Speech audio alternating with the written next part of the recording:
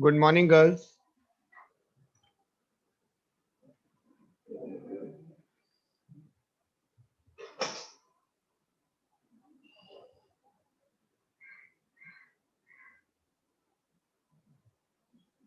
I hope I'm audible.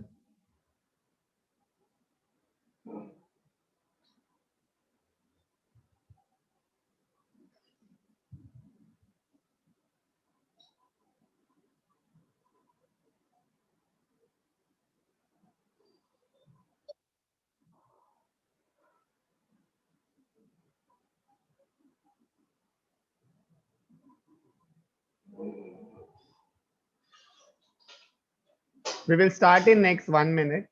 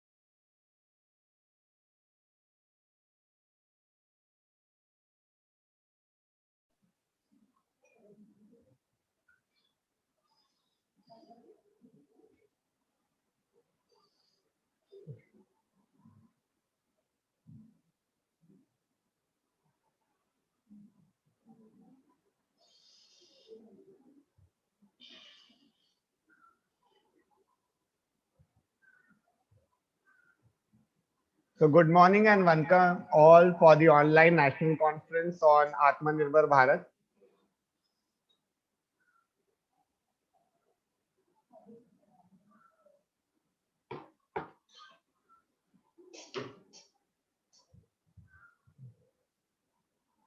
Before we start with our online national conference, you must all be aware, or you must not be aware also, that today is the auspicious day, as it is Sant Tukaram Beej. Now, what is Sant Tukaram Beej? It's a day when it is believed that Sant Tukaram body ascended to Vaikunt, the heavenly abode to Lord Vishnu.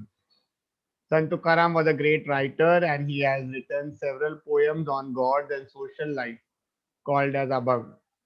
Sant Tukaram was a personality who had been self-developed with religious scriptures, available books with the interaction of social thinkers, as his life experiences has achieved the mass philosophy and expressed the view through poems which touches the hearts of common people of this universe. He is personally belongs to Dehu, which is nearby to Pune. He has done the work through Kirtan for a common people and really struggled his social life at the situation at the time of vogue in the country. Since the Dehu people didn't accepted him as a saint, so finally this is the day where he was escorted to directly to what we say heaven. As a mark of just remembrance today, we will starting our online conference on at 10 a.m. So we will be putting one a short video for you, so that at least we will have some knowledge about uh, of great saint. So we can celebrate a great saint Jayanti also today. And at 10 o'clock sharp, we will start with our session. Good morning, sir. Good morning, Vaishali ma'am. Vaishali ma'am, we have 10 minutes, so we are putting a small video Yeah, on sure. this auspicious day, and then we will start with our program. Shantaram sir, you can put it. नमस्कार, हमारे channel Hindu rituals में आपका स्वागत है। संत तुकाराम का जन्म सन 1665 ईस्वी में हुआ था। इनके पिताजी का नाम बोलोजी तथा माताजी का नाम कनकाबाई था। यह पुण्य रूप दंपति दक्षिण के देहू गांव के रहने वाले थे। रखुमाई रखा के साथ 13 वर्ष की आयु में बालक तुकाराम का विवाह हो गया। जब पता चला कि वह दमा की रोगी है तो माँ बाप ने अपने पुत्र का दूसरा विवाह कर दिया। नई पत्नी थी जीजाई। 17 वर्ष की आयु में तुकाराम पर पूरे परिवार का भार डाल दिया गया, जिसे अगले 4 वर्ष तक वह भली प्रकार चलाते रहे। जब तुकाराम 21 वर्ष के थे तो माँ बाप दोनों नहीं रहे, वे अनाथ हो गए। फिर बड़े भाई साव जी की पत्नी मर गई। भैया पूरी तरह विरक्त हो गए, यह भी उदासीन रहने लगे। जिन्हें देना था वे करीब न फटकते और जिन्हें लेना था वे चक्कर काटने लगे। ये दुर्दशा के दिन थे। पैतृक संपत्ति अस्त व्यस्त हो गई। बड़े परिवार की बड़ी जिम्मेदारियां तथा बड़े खर्च। दुकान बुरी तरह फेल हो गई थी। तुकाराम के पांव ऐसे उखड़े कि जमने का नाम ही न ले रहे थे। 2 पत्नियां, एक को दमा तो दूसरी हर समय हाय तौबा किया करती। दिवाला निकल गया था। भाई से अलग हुए, उधार डूबा, धूर्तों ने ठगा। फिर वैराग्य कंचन होकर रहने लगे।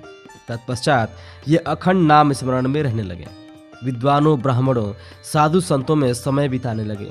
प्रकांड ज्ञानमयी कविता लिखते और सुनाते। कोई प्रभावित होता, कोई नहीं भी सुनता। जाति से शूद्र थे, इनके मुंह से मराठी अभंग निकले। कर्मनिष्ठ ब्राह्मण इस बात को पसंद नहीं करते। पुणे से 9 मील दूर वेद वेदांत के पंडितों ने देहू के हाकिम से आज्ञा दिलवा दी ताकि तुकाराम वहां रहे ही नहीं। तुकाराम को गांव छोड़कर चले जाने का आदेश मिला। उन्होंने पंडित रामेश्वर भट्ट को बताया कि उनके मुंह से जो अभंग निकलते हैं इन्हें वह नहीं कहता, भगवान पांडुराम की कृपा से निकलते हैं। आप ही ब्राह्मण, आप ही ईश्वर, यदि आप कहे तो मैं अभंग बनाना छोड़ देता हूँ। पंडित रामेश्वर भट्ट ने कहा कि भविष्य में लिखना बंद कर दो। जो अभंग लिखे हैं इन्हें नदी में बहा दो। तुकाराम मान गए। सारी बहियां इंद्रायणी की धारा में डुबा दी गईं। विद्वान उनके लेखन को निषिद्ध मानने लगे। दुखी तुकाराम ने अन्न जल त्याग दिया। विठल मंदिर के सामने धरना दिया। बैठे रहे, बोले या तो भगवान मिले या इस जीवन का अंत कर लूंगा। वह शिला पर पड़े रहे। 13 दिन बीत गए। भगवान भी कितना दूर रहते, हृदय में तो बसे थे। बाल रूप धारण कर सामने आ खड़े हुए। तुकाराम उनके श्री चरणों में गिर पड़े। प्रभु ने उठाया, गले से लगाया, कहा मैं तुमसे बहुत प्रसन्न हूँ। मैंने तुम्हारी सारी बहियों को इंद्रायणी की धारा में से निकालकर तुम्हारे भक्तों को संभालने के लिए दे दी है। फिर अंतर ध्यान हुए। सगुण साक्षात्कार हो चुका था। इसके बाद वह 15 वर्ष और जीवित रहे। उनके मुंह से अमृत वर्षा होती रही। वह स्वानुभव सिद्ध उपदेश देते रहे। लोग कृतार्थ होते रहे। अब सब प्रकार एवं सब वर्णों के लोग उनके भक्त, उनके शिष्य बनने लगे। रामेश्वर भट्ट को तीर्थ यात्रा में ऐसे शारीरिक कष्ट हुए कि कहीं से उपचार काम न आया। उसे ज्ञानेश्वर महाराज ने स्वप्न में तुकाराम जी के पास भेजा, तब वह ठीक हुआ। अब तो प्रकांड पंडित, कर्मनिष्ठ और तेजस्वी ब्राह्मण भी तुकाराम की शरण में आने लगे। इसी में कल्याण एवं गौरव पाने लगे। शिवाजी भी उन्हें गुरु बनाना चाहते थे, मगर उन्होंने छत्रपति को अपने नियत गुरु समर्थ रामदास के पास भेजा। लोगों ने उनसे नाना प्रकार के लाभ पाए, चमत्कार देखे। सन 1706 की चैत्र कृष्ण पक्ष 2 के दिन प्रातः के समय उन्होंने यह चोला त्याग दिया। इसी प्रकार के अपडेट्स लेते रहने के लिए हमारे channel Hello. Vinay sir, good morning.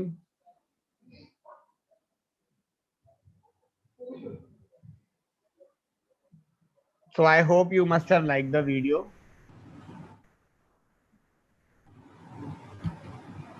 Yes, sir. Yes, sir. Good morning. Good morning. Good morning, sir. We have with us faculties of Dina Mehta College, then Miss Sonia, she is from Jammu Kashmir. Ah, Sonia ma'am, good morning. Then there will be a few fellows of Tamil Nadu also. yes. Good morning, sir. Good morning. Dr. Sonia from Yeah. Jammu University.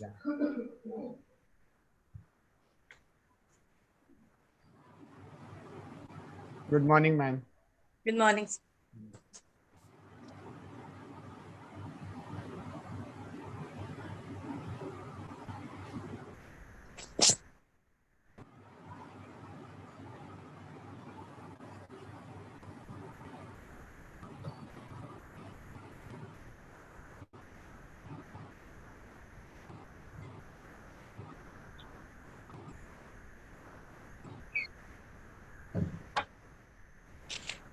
Sir, I have joined from mobile as well as on laptop for Okay, okay. the sake of convenience. Yeah, yeah. If there is any problem to laptop or any other problem comes regarding connectivity, then mobile is with me. Vaishali ma'am, I will first start and then you can take over with for our introduction later. Sure, sir. Yes.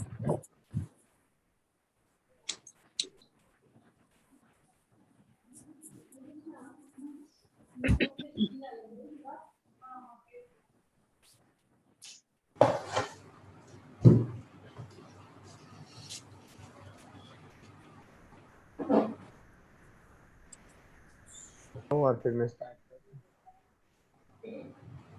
So good morning and welcome all for the online national conference on Atmanirbhar Bharat.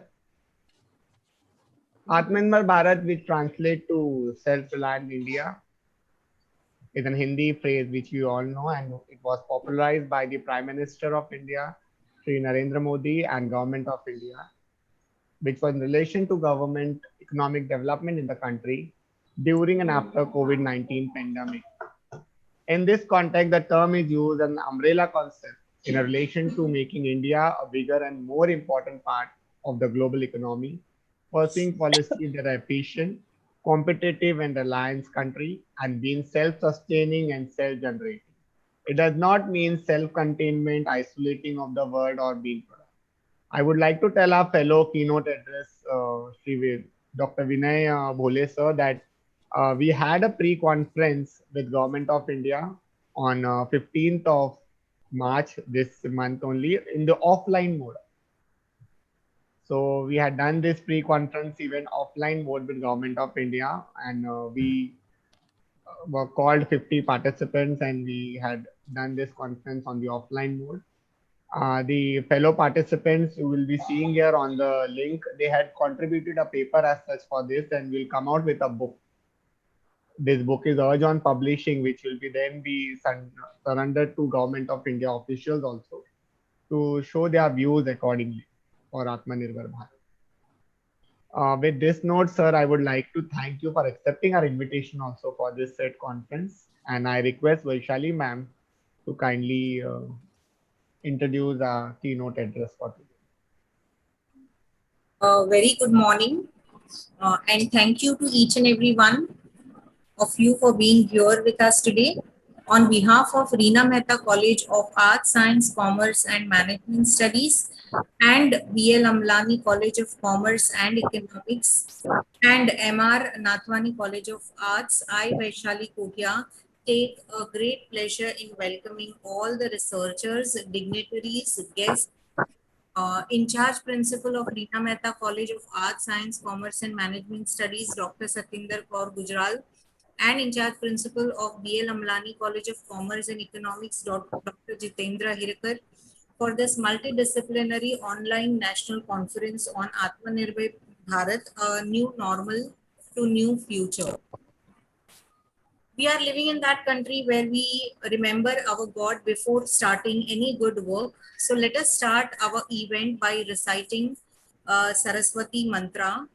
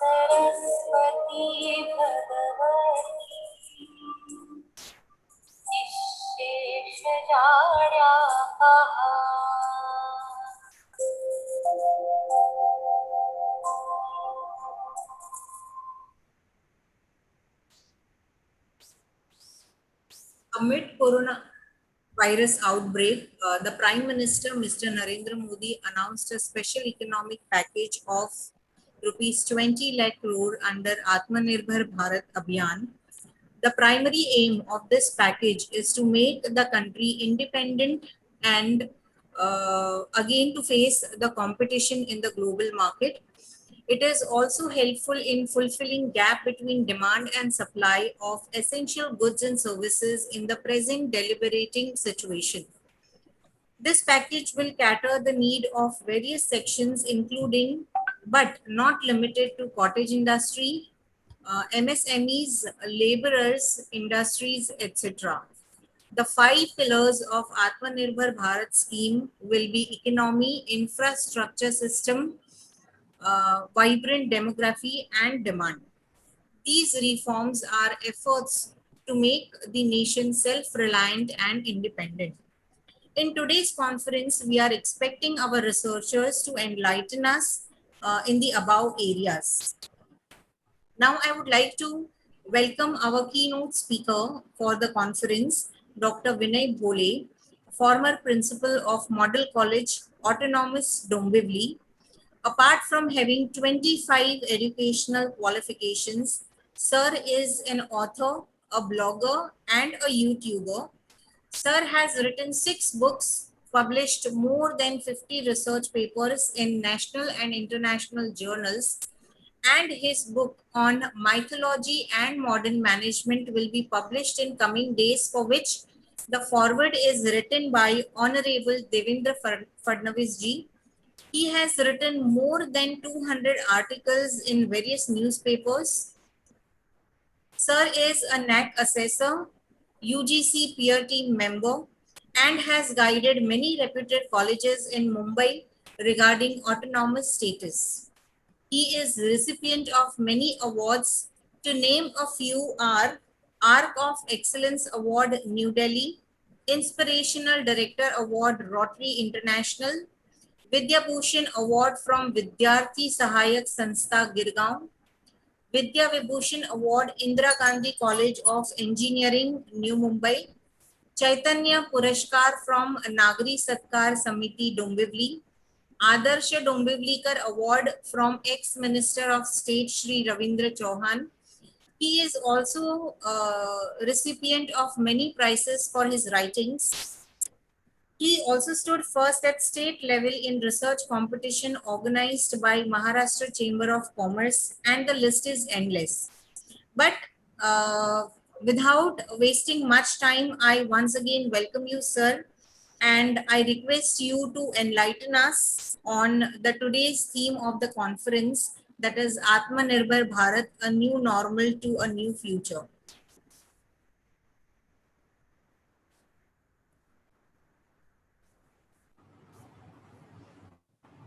Okay, thank you, madam. Am I audible? Yes, sir. Yes, yes, Shall I start? yes.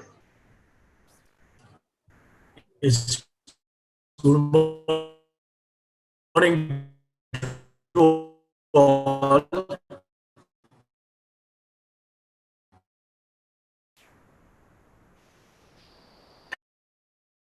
And principal Sir, your voice is breaking. management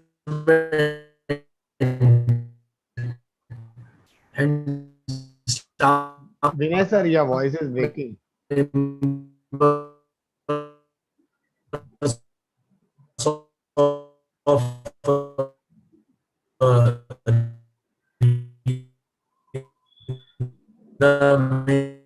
the college, Amlani. Vinay sir,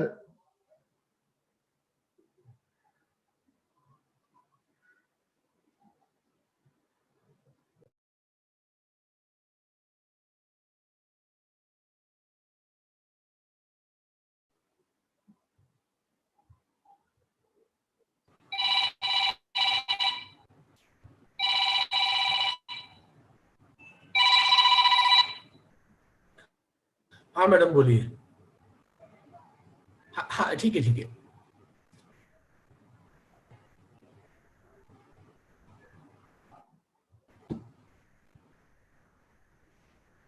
Am I audible now? Yeah, yeah.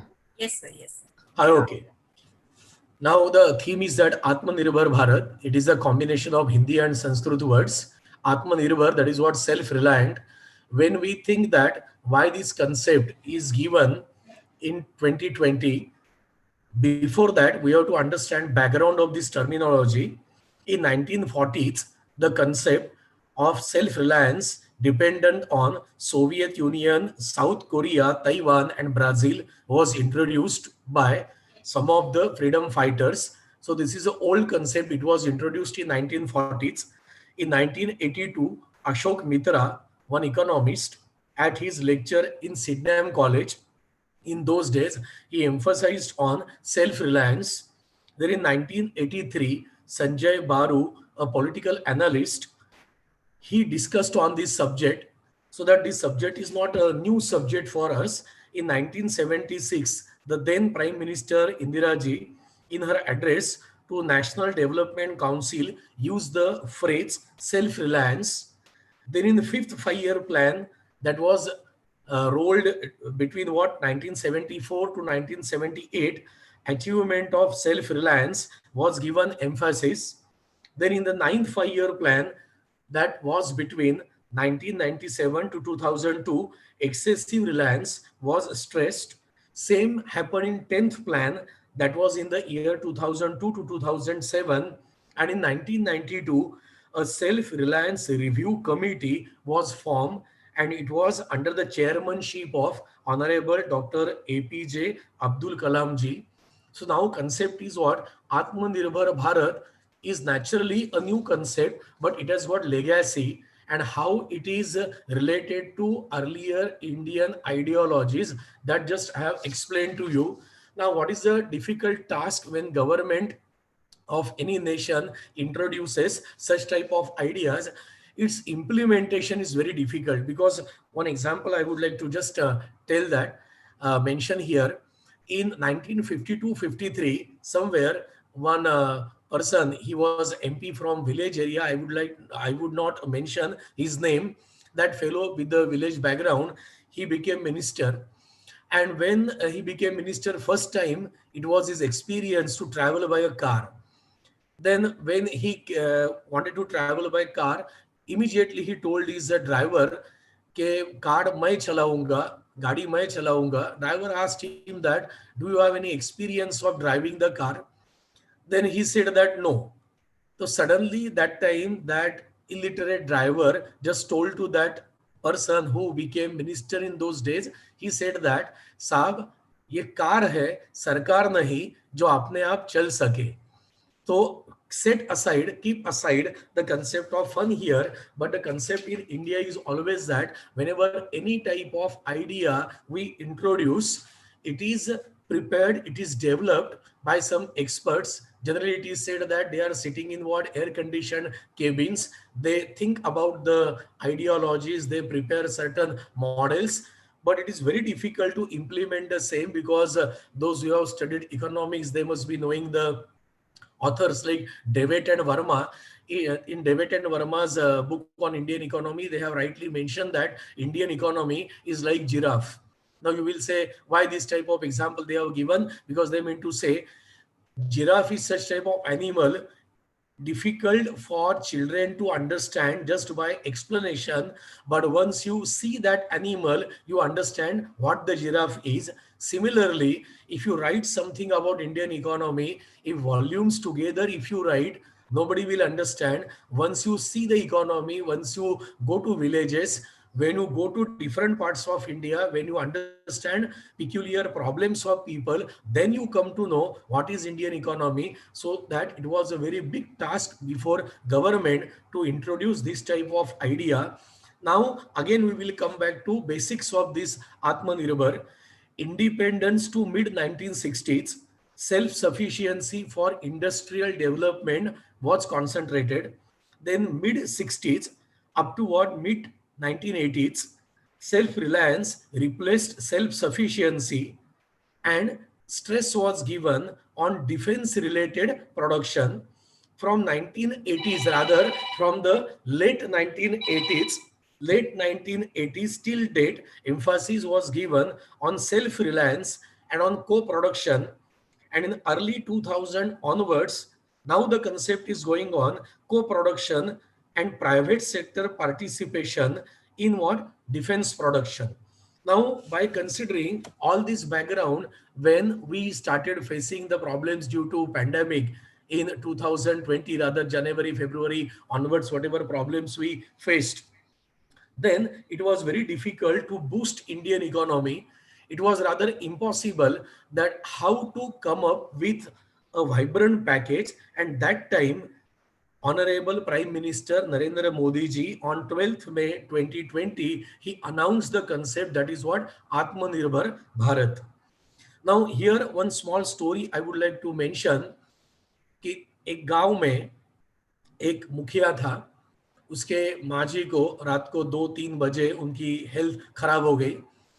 And then he said to his people that now we will take my mother to the district hospital.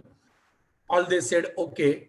रात में अंधेरे में उन्होंने उनको एक चारपाई पे रखा और वो लेके उनको नदी तक आ गए. नदी में एक छोटी बोट थी, उसमें वो पेशेंट को उन्होंने रखा और उन्होंने वो बोट चालू किया. वो मैनुअल बोट थी और 2-3 घंटा वो नदी को क्रॉस नहीं कर सके. और 2-3 घंटे के बाद जो सूरज उगने के बाद जब दिखाई दिया तो तब उनके ध्यान में आ गया. उन्होंने बहुत सारे एफर्ट्स लिए थे नौका चलाने के लिए, लेकिन जो रस्सी थी जो बांध के रखते हैं, जो एंकरिंग बोलते हैं जिसे, कि जो किनारे पर बांध के रखी थी वो वैसी थी, उन्होंने वो छोड़ी नहीं थी. वो सिर्फ नौका चलाने का प्रयास कर रहे थे. That time they came to know efforts लेना इज नॉट इम्पॉर्टेंट, वो रस्सी छोड़ना that was important. Like that what happens sometimes in our country, maybe in foreign countries, some ideas are launched and then the problem comes that exactly you take efforts, लेकिन आपको जो legacy के जो limitations है, whatever problems you have faced earlier days, that problem, that set of problems, people never like to forget. And then the difficulty comes exactly how to cope up with the new era. So that when this new policy was launched, while announcing the package, it was re-uttered on 12th May 2020, 12th October and 12th November also, it was re-announced. And now we can come to what, how exactly this particular package is the best package. And certain examples we can take, that Amul butter and Amul products. Earlier, Indian people used to purchase these type of products from foreign countries. Now, India is able to produce such products. These are exported to other nations. The another example is what? Maruti car. Before 30 to 40 years, Indians used to purchase foreign cars. But now Maruti cars, we are supplying to other nations also. Then in beverages, we can take the example of Thumbs Up. We can take the example of HDFC and activities. Then Bharat Biotech, Serum Institute, these people have produced vaccines now, and these vaccines we have given to other nations also. Not only we have made that for Indians. So here the small concept comes here, Atmanirbhar. It does not mean only for the benefit of Indian people. We want to give benefit to entire universe. Then Modi ji made the idea more popular and vibrant, and that is the beauty of Atmanirbhar. Otherwise, many people, what they feel is that this is only for the upliftment of Indian industries, Indian companies, Indian businesses, but it is not like that. This is for the upliftment of Indian banks, Indian businesses, Indian industries. And the idea was basically launched in 2020, but background, if we consider, then government started Digital India in 2014. There also we can link this Atmanirbhar. Now, COVID was the reason to introduce this policy. Now we will consider what COVID-19 and related initiatives were linked to Atmanirbhar. Package of 29.87 lakh crores was announced for Atmanirbhar.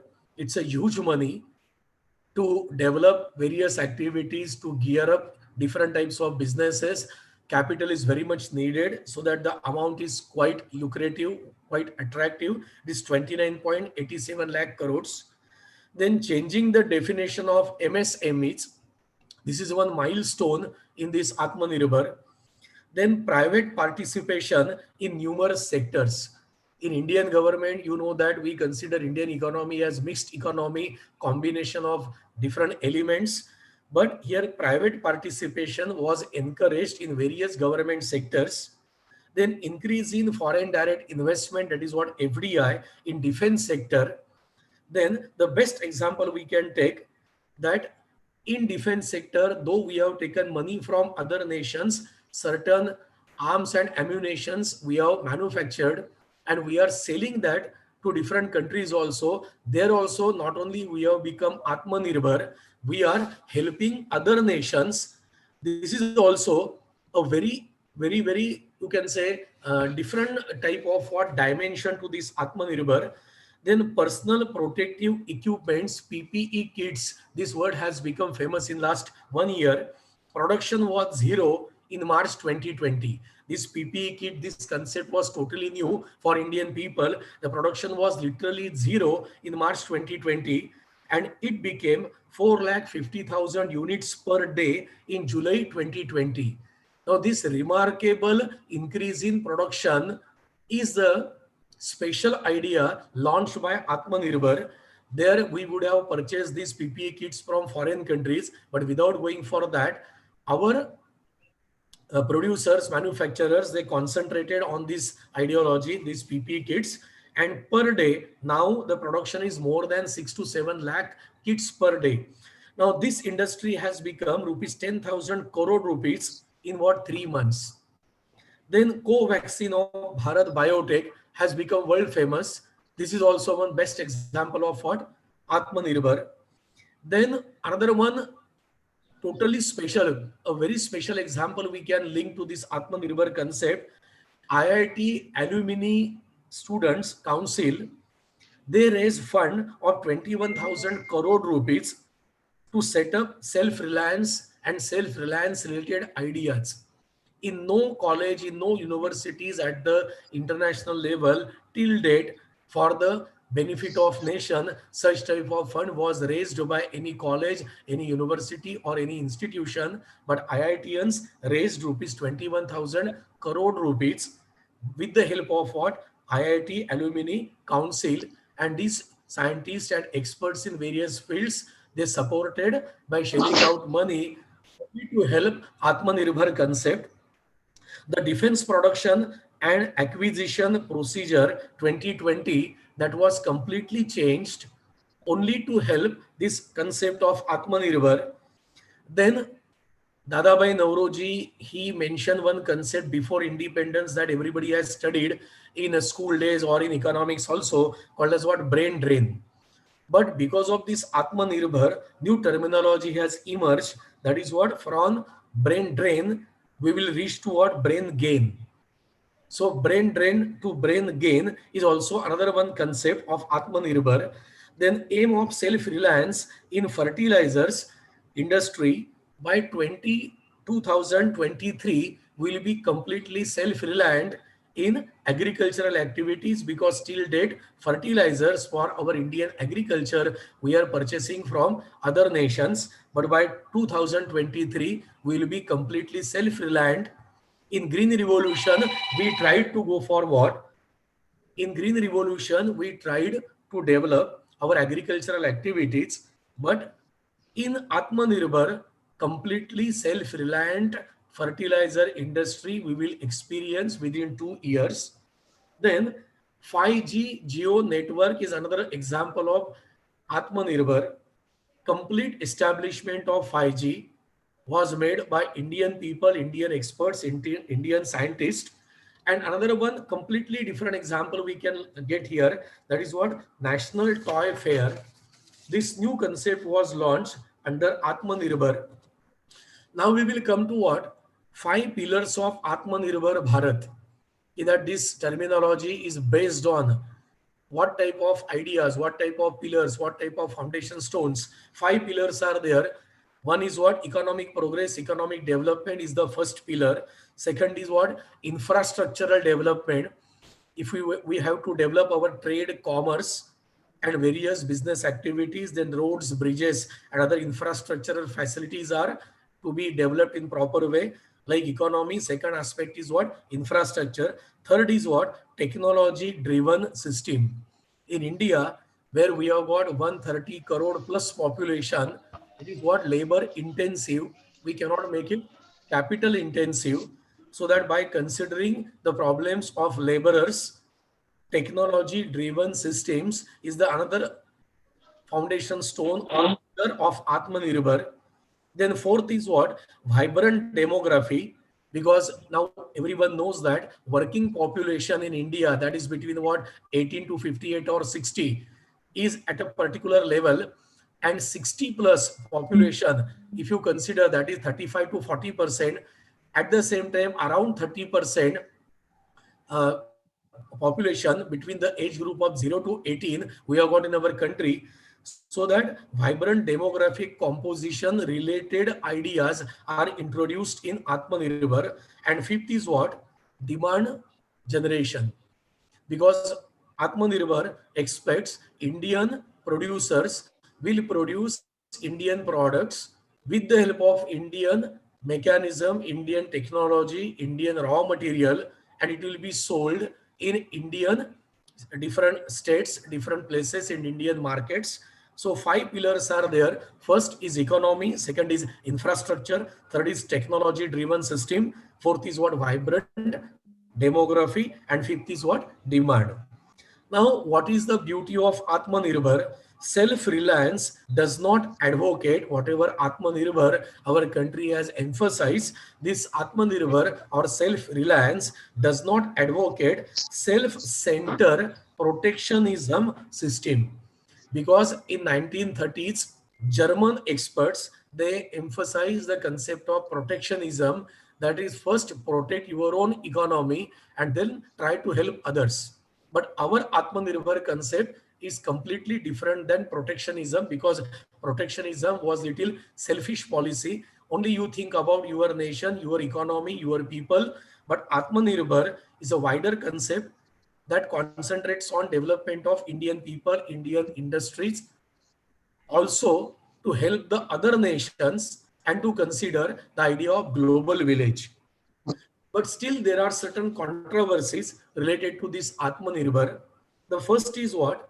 Some of the critics, what they say, Atmanirbhar is a new chocolate in old wrapper, or vice versa. But it is a repackaged version, what they say. But we should not say like that, though they have criticized.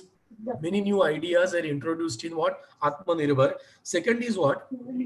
Though criticisms are coming up from different sectors, we should consider that 16.5 lakh registrations under Atmanirbhar Bharat Rozgar Yojana is the best example that this concept has become widely accepted concept in every nook and corner of India. Then very important part is what?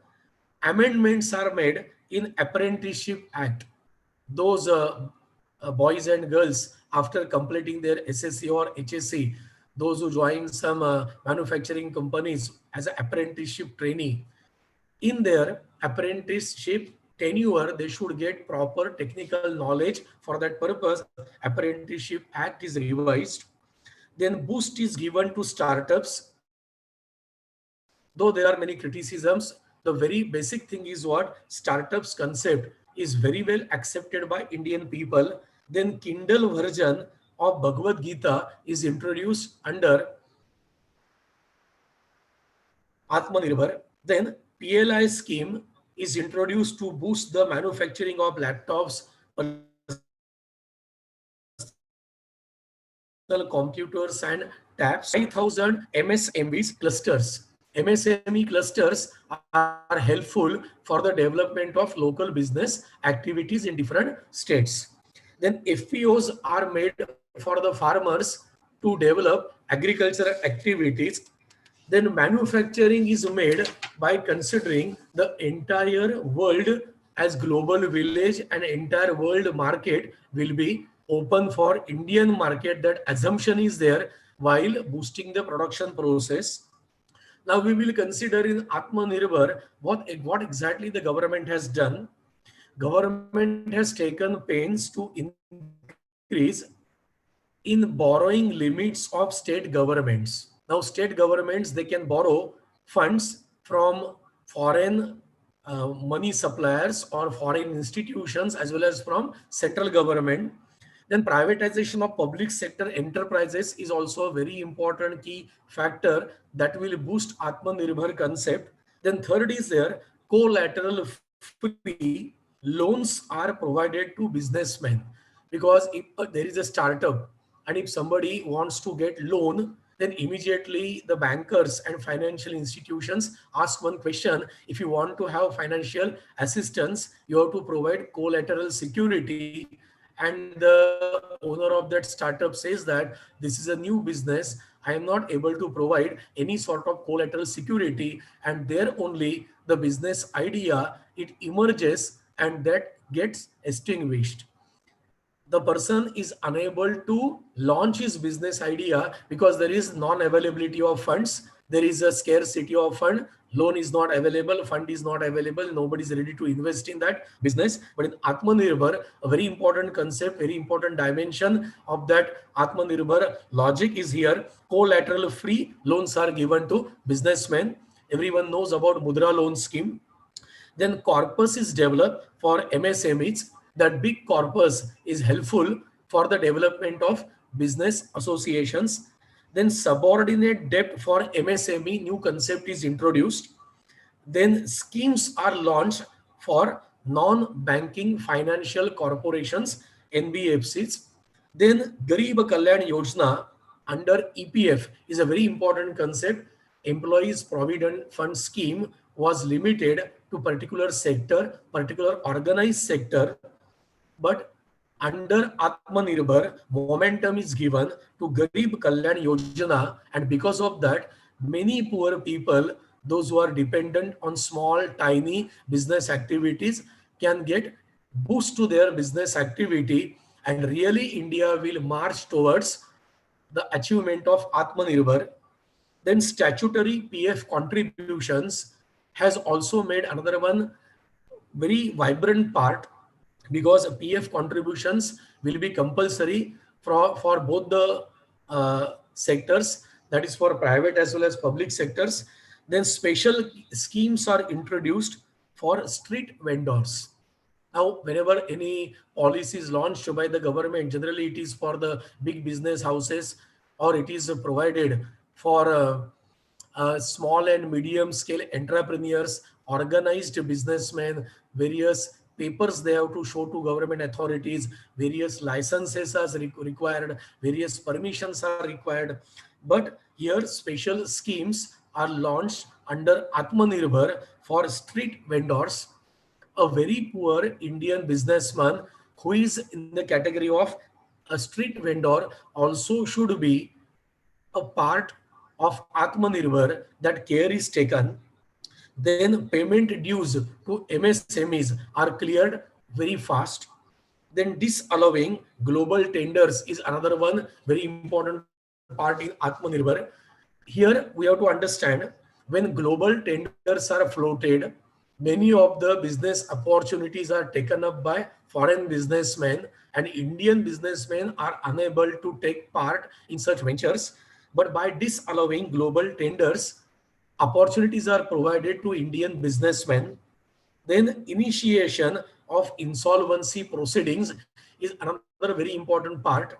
That insolvency proceedings sometimes may take a lot of time, and a person is not able to either sell out his business, or it is difficult to start another venture. So that initiation of insolvency proceedings is another one part. Then emergency working on capital for farmers. Farmers are able to get capital before they start agricultural activities. Maybe in the month of April and May, they are able to get seed capital. Then affordable rental housing complexes will be provided to the people, those who are involved in small business activities. and public and private partnership activity, that is called PPP. This is a completely new concept that Atmanirbhar has provided to Indian people. That is what public private partnership. Earlier there was completely demarcation line was put between what public and private enterprises, but because of this PPP scheme, a new model is developed. Basically it is for airport authorities. Now, challenges are there in Atmanirbhar, that we all people, Indian people, they have supported this Atmanirbhar. We say that Atmanirbhar is a very fantastic concept and that can give momentum to Indian businesses. Because of this pandemic, the growth of economy has come down. We understand that many people, they have lost their jobs, financial crisis everybody is facing. Work from home is a limited area, only IT people and teachers and certain areas only can have the idea of work from home. But manufacturing and service sector has completely in trouble because of this pandemic. We know all that. During this pandemic period, government has launched this Atmanirbhar policy. The idea is very good, that to help our people, that we understand, but still there are some challenges. Still in India, after 70 years of independence, we are not able to eradicate poverty. Still in India, there is inequality. We know that inequality of income is a common problem in developed countries also, but in India we have got mass poverty. We have got more than 6 lakhs villages and only 4 metropolitan cities. So poverty is a big hurdle in the way of Atmanirbhar. We have got inequality problem. Standard of living is another one difficulty. Very few people, they are able to afford minimum basic requirements in life. Still people are struggling for food, clothing, shelter, education, and medical facilities. So standard of living is another one aspect that is a challenge for Atmanirbhar.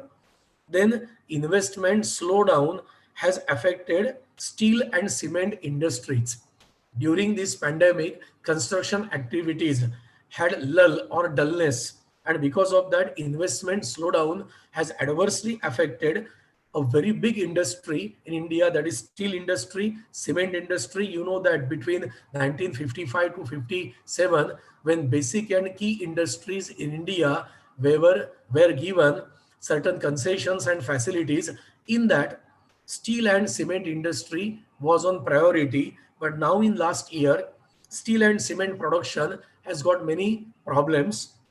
Then income generation is a very big fundamental difficulty in Atmanirbhar. We understand one person's expenditure is another person's income. And during this lockdown and pandemic period, maybe in last 12, 13 months, consumption has come down. People are living their lives with minimum bare requirements. The entertainment industry, then hotel and production of movies and many other entertainment areas badly affected because of this pandemic. So income generation is one difficulty. Those people who have got money with them, they are not ready to invest that because still they are waiting for better opportunities. So basic difficulty is that investment slowdown, income generation, employment generation is another one challenge for Atmanirbhar. Then demand generation is another big challenge. When people are not spending, then naturally there is no sales, and when there is no sales, there is no chance for production. When there is no production, there is no employment. So that vicious circle we are facing in last 1 year. So income generation, employment generation, demand generation, poverty, inequality, standard of living, then infrastructural problem, all these are the hurdles that government is facing while launching and continuing with Atmanirbhar. Then consumption demand has declined. You know that people have surplus income, they like to spend it. But because of this lockdown, now people are going for a very safe game. They prefer to keep that money with them only. They are not ready to spend it. So that consumption demand has come down. And at one stage, we say that we have to develop Indian industries. We have to give them packages. We have to go for what? momentum to Indian corporate areas, IT sector we want to boost. We will not go for global tendering. We will go for what? Export promotion by substituting what? Imports. We will reduce the imports and we will increase what? Exports. But all this is very difficult and challenging task because of this lockdown and pandemic. And I was what telling exactly about what consumption demand. When consumption demand drastically comes down, the growth of economy also comes down, and that is a big challenge for Atmanirbhar. Then very important point is what? Supply chain disruption. There is problem in supply chain from the area of production to the area of consumption. Whatever supply chain is established all over India, that has got completely disrupted because of this pandemic. So here, though we say that the Indian economy is now self-sufficient and we have got capacity to develop our economy very fast, still there are some challenges, but this is not the negative part, this is the reality. But all of us, we are confident that, let us hope that because of now vaccines are available and people are very much interested in taking these vaccines, people are very much careful also, they are taking care to be away from corona pandemic.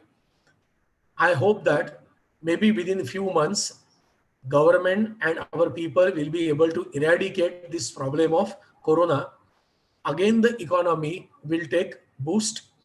We will have again economic development, and we will be able to launch this Atmanirbhar.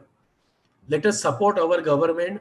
Let us support economic policies of our government, and let us teach our students also how all the sectors in economy can have Atmanirbhar, how they can develop their ideas, and how again we can be self-reliant. I am very much thankful to management of Rina Mehta College and Amlani College for giving me this opportunity to speak in front of you. Thank you very much.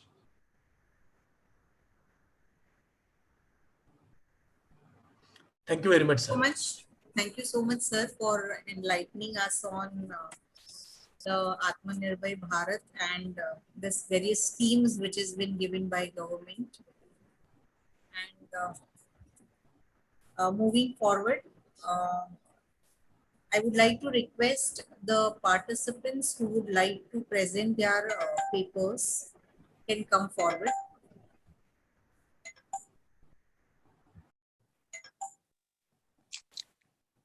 Good morning, ma'am. Good morning, Sonia ma'am. Yes, ma'am. This is Dr. Sonia Neja from Jammu University. Ma'am, Yes, can I present my paper? Yes, ma'am. You can start. Okay. Thank you, ma'am. 1 minute, ma'am. Vinay sir, thank you so much.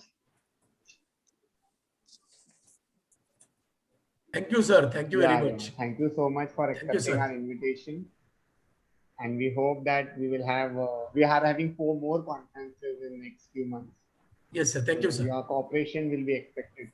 Thank you, sir. So we'll now start with the presentation session.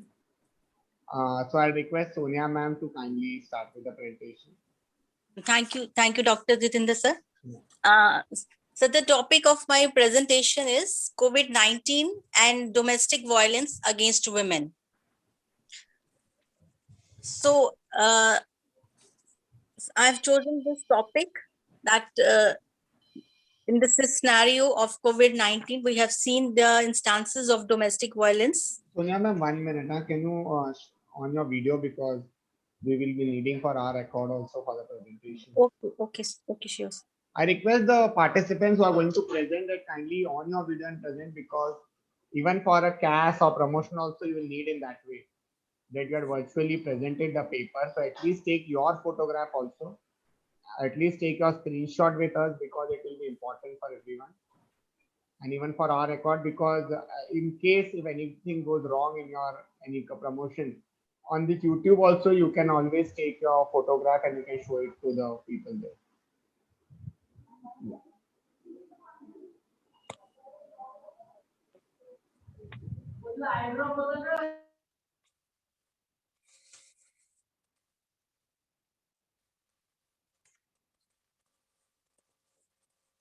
And at last, when all the present, at last we'll have one group photograph with all the videos on. So what will happen? There will be a mark of presentation that we have done, and we can do.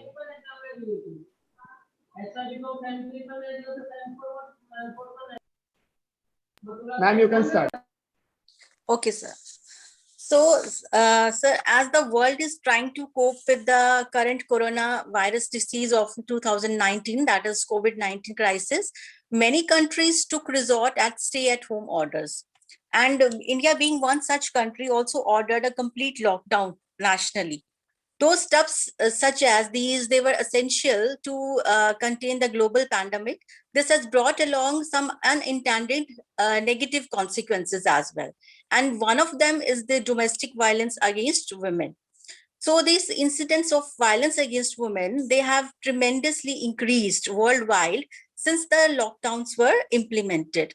And as per the statistics released by the National Commission for Women, India, in early April 2020, there has been 100% increase in complaints related to violence against women after this national world lockdown was imposed in March 2020.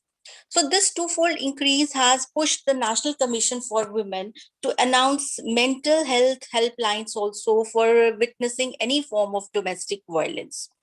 So we need to understand first what is domestic violence, because this is something which was seen, which has been seen from the last 1 year, that it has increased worldwide. So what is domestic violence? And it is defined in the Protection of Women from Domestic Violence Act of 2005, that as any act of commission or omission or conduct resulting in physical, verbal, emotional, sexual, or economic abuse, and this can range from calling names, insulting, humiliating, controlling behavior, physical violence to sexual violence.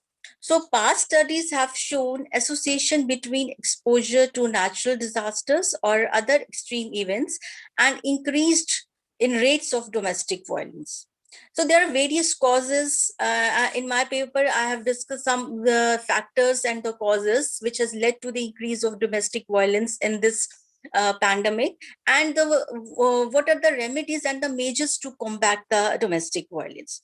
So I'll discuss one by one. The first cause, that is causation of the domestic violence during any natural disaster, that is multifaceted, precipitated through multiple interdependent causes like stress due to physical confinement, economic disruption, slow down business, possible unemployment, scarcity of basic provisions, limited social support. So though the precedent for the current situation, that is which we have seen, these lockdowns, they are limited, but studies of the past disasters and its effects can put some light on the factors which are behind the trend of increase of domestic violence.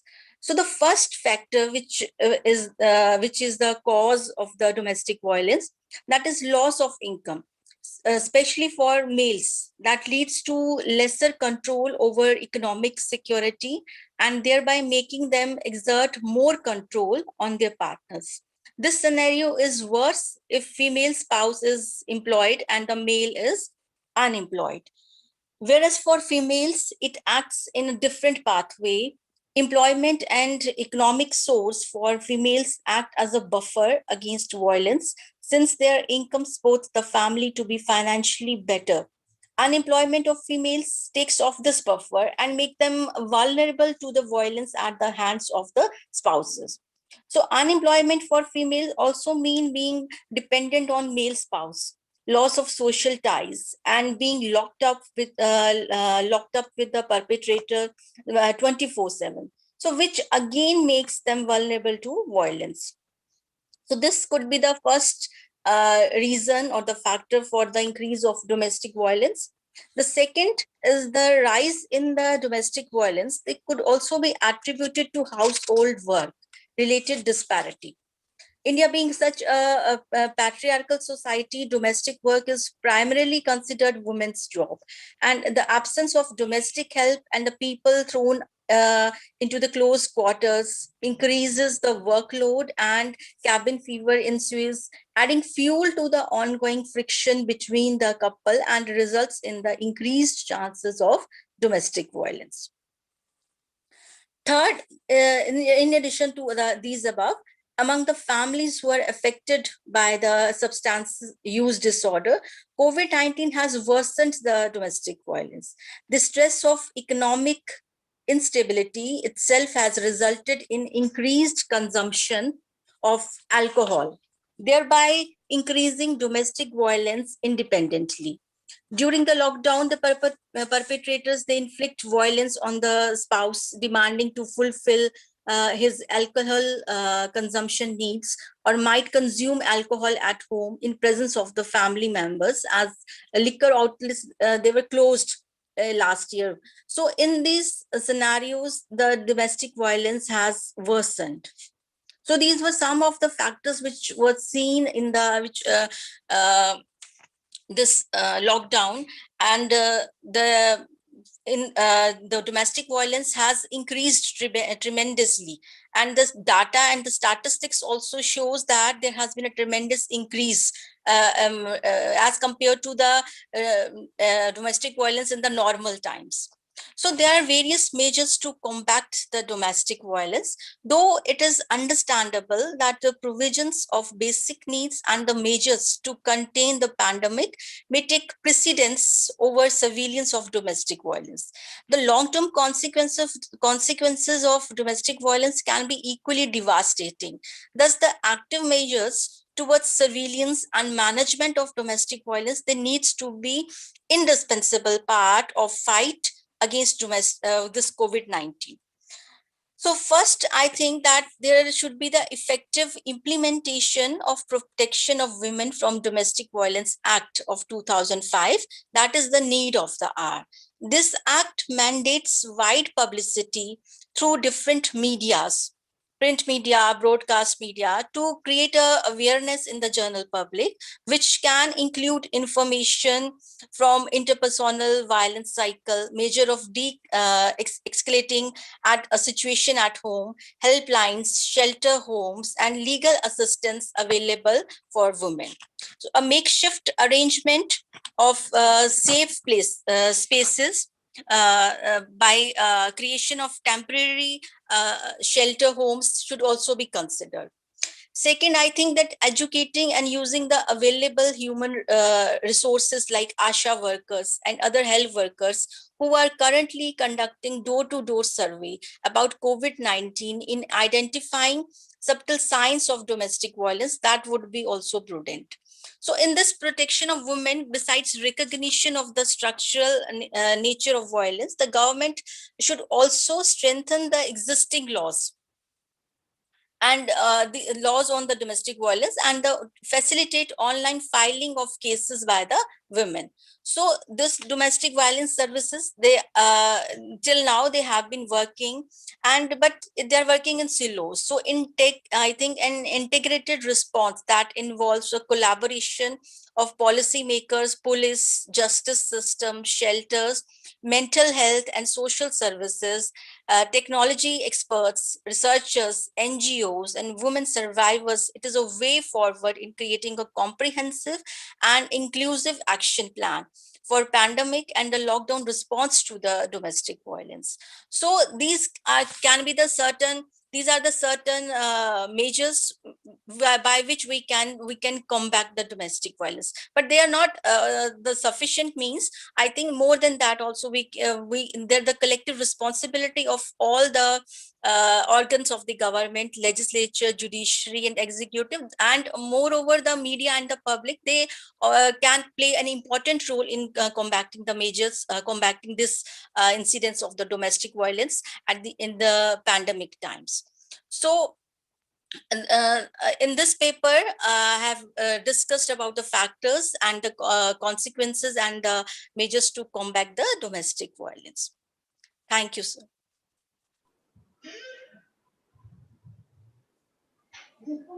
Thank you, ma'am. Dr. Badruddin, you are there? Yes, I'm very much there. I'm audible. Can you listen me? Yes. Yes, I'm very, very sorry because there's a poor connectivity. A very good morning to all of you. First of all, I would like to pay my hearty congratulations to Dr. Jitendra Bharat, the Secretary and Convener for organizing online national conference on Atmanirbhar Bharat, jointly organized by Veena Mehta College with BL Abnani College. Thank you very much. And thank you very much for giving me an opportunity to express my views on Swachh Bharat mission. Now I'm going to make an assessment, and the subject is very controversial. You know, very especially after COVID-19, things have totally changed. The whole world has changed, the environment has changed. So we have to discuss everything in the context of COVID-19. But we hope so that when the problem gets over, we will go back to Swachh Bharat mission. As you know very well that the concept of garbage and sanitization, these are very key issues.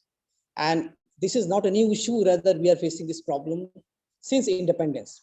There have been initiatives and efforts which have been taken from Planning Commission of India and many other commissions. But the issue was taken seriously, especially when BJP government came into power under Atal Bihari Vajpayee. And Vajpayee ministry took concrete step in the year of April 2000, which was known as Comprehensive Rural Sanitation Program. But for so many reasons, you know very well that India is a very large country. We have large number of organizations, where that sometimes becomes very challenging and difficult. Somehow, the mission was again taken seriously under so-called Swachh Bharat mission, a visionary project under Dr. Manmohan Singh in April 2012. But thereafter, again, problem could not be solved because there have been many complication issues, you know very well about India. When Modi government came to power in 2014, that Modi government took dramatic steps, no doubt, for Clean India campaign. And that turned to be Swachh Bharat mission. And the main objective of this Swachh Bharat mission was to give a kind of tribute and welcome to 150th birthday anniversary of Mahatma Gandhi on 2nd October 2019. Since the project is very, very important, large number of organizations took serious efforts and became supportive agencies to promote.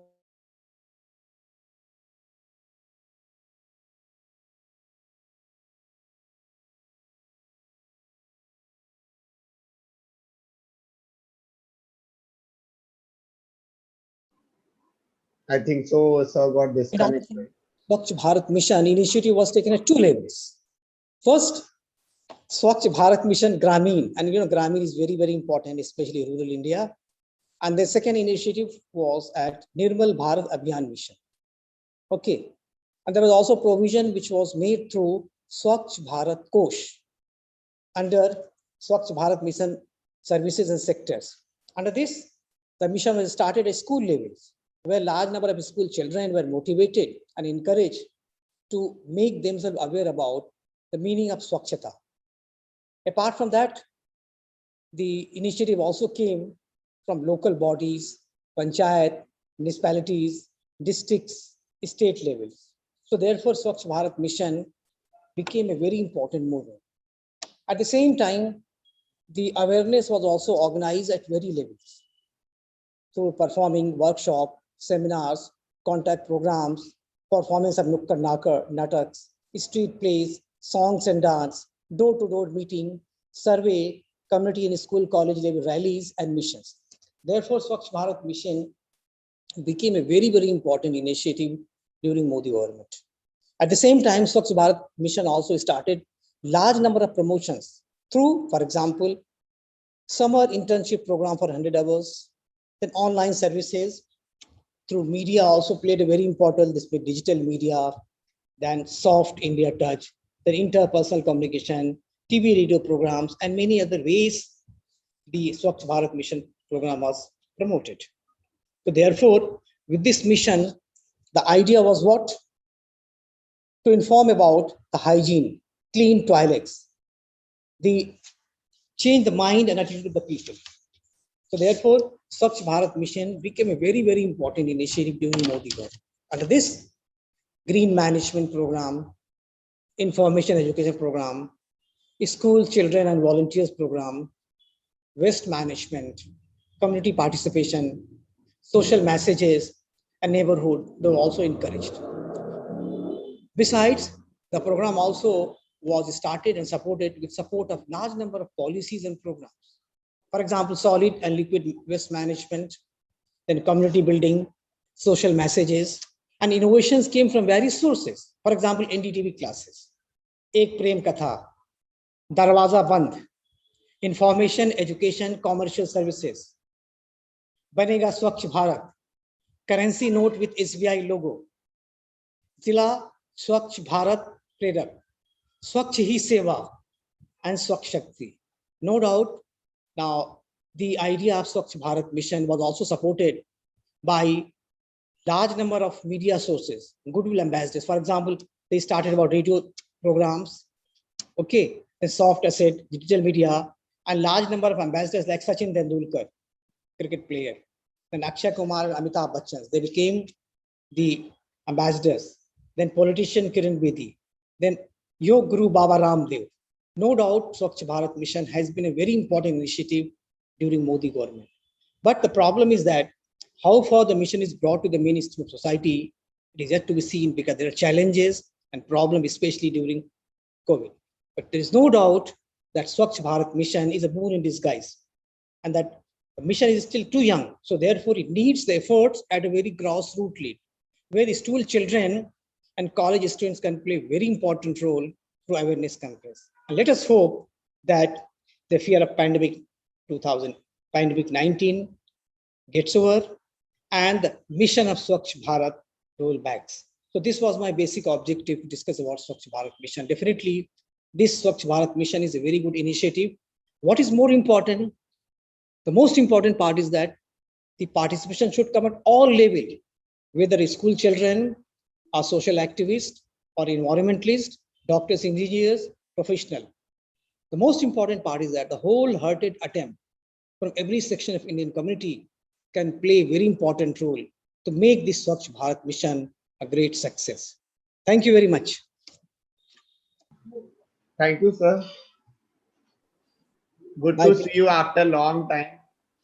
It's my pleasure. I still remember we celebrated our national conference at your I remember college it last well. year. Teachers are really missing you. It was a Valentine's Day. I still remember that day. Thank you very much. We'll Thank be you. coming soon to meet you. I request now Pramila D'Souza, are you ready?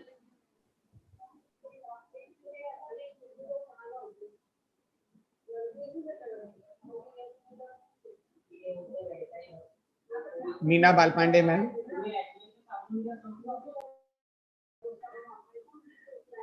Yes, sir. Yeah, you can start. Then after this, Pramila ma'am will be present. एक minute, sir. Sir, may I audible, sir? Yes, you are audible.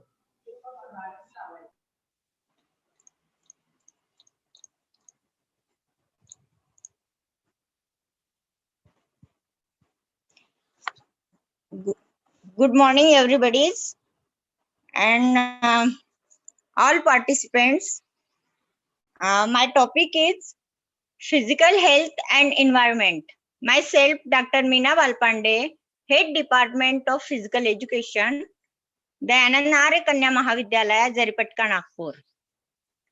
My abstract, physical fitness is a general state of health and well-being, and more especially the ability to perform aspect of sports, occupations, and daily activities. Physical fitness is generally achieved through proper nutrition, moderate, vigorous physical exercise, physical activity, and sufficient rest. Physical health has many components which include exercise, nutrition, sleep, alcohol, drugs, and weight management. Exercise is the act of using your muscle to stay physically fit. Exercise helps to give you more energy, maintain weight, increase confidence, and help to battle chronic disease. In this, proper researchers has discussed the effect of environment of physical activity. It showed that it effect on muscular strength, cardiovascular strength, muscular strength, physically flexibility, and body fat consumption. Introduction. The environment is our basic life support system and is composed by living beings, physical surroundings, and climatic condition. It is derived from a French word inversion and means to surround. The team environment includes our biotic and abiotic entities around us. Biotics refer to the world of living organisms, whereas abiotic refers to the world of non-living elements. The environment provides us the basic elements, air, water, food, and land, which are essential for life to flourish on the earth. Environment means anything that surrounds us. It can be living, biotic, or non-living biotic things. It includes physical, chemical, and other natural forces. Living things live in their environment. They constantly interact with it and adapt themselves to condition in their environment. Living elements that an organism interact with are known as biotic elements, animals, plants, etc. The environment can directly and indirectly impact on the health and well-being. Environmental health examines the interaction between the environment and our health. We use the following definition of environment. Environmental health refers to aspects to human health, including quality of life, that are determined by physical, chemical, biological, social, and psychological factors in the environment. Health is a state of complete physical, mental, and social well-being and is not merely the absence of disease or illness. The environment and health. The environment is our basic and support system and is composed by living beings, physical surroundings, and climatic condition. It is derived from a French word inversion that means to surround. The team environment includes all biotic and abiotic entities around us. Biotic refers to the world of living organisms, whereas abiotic refers to world of non-living elements. The environment provides us the basic elements, air, water, food, and which are essential for life to flourish on the earth. The environmental importance for our health.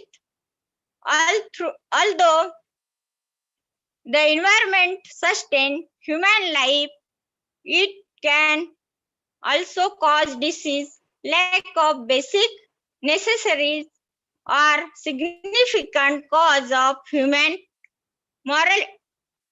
mortality. Environmental hazard increase the risk of cancer, heart disease, asthma, and many other illnesses. Humans interact with the environment constantly.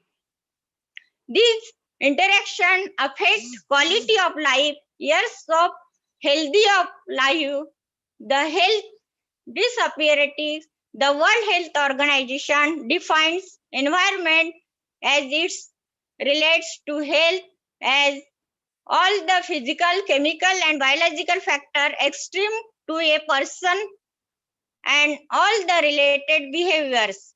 Environmental health consists of preventing or controlling disease, injury, and disability related to the interaction between people and their environment. The Healthy People 2020 Environmental Health Object focuses on 6 themes, each of which highlights and elements of environmental health. Outdoor air quality, surface and groundwater Neena quality. ma'am, please restrict to time. अच्छा अच्छा Yeah. Okay sir thank you एक minute last Yes. ये बता देती हूँ हाँ बोल दो.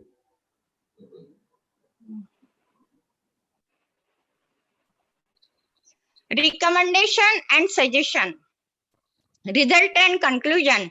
Environment and human health are so vast and difficult because of resources. It result as follows. Environment is broadly defined to include community, demography and organism. Air pollution and health is hard to quality. It has to extrapological and epidemiological studies and is complicated because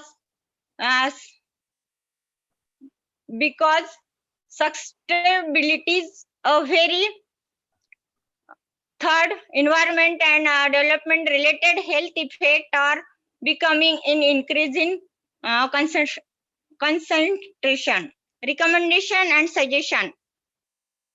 It is recommended to promote physical activity and children and youth. The physical activity is important to the overall health and well-being to everyone, including school as children.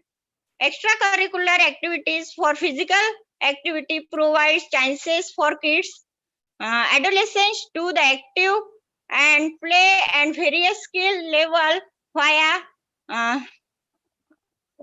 understand after the before school athlete activities. It concerns worldwide in both developing and developed countries.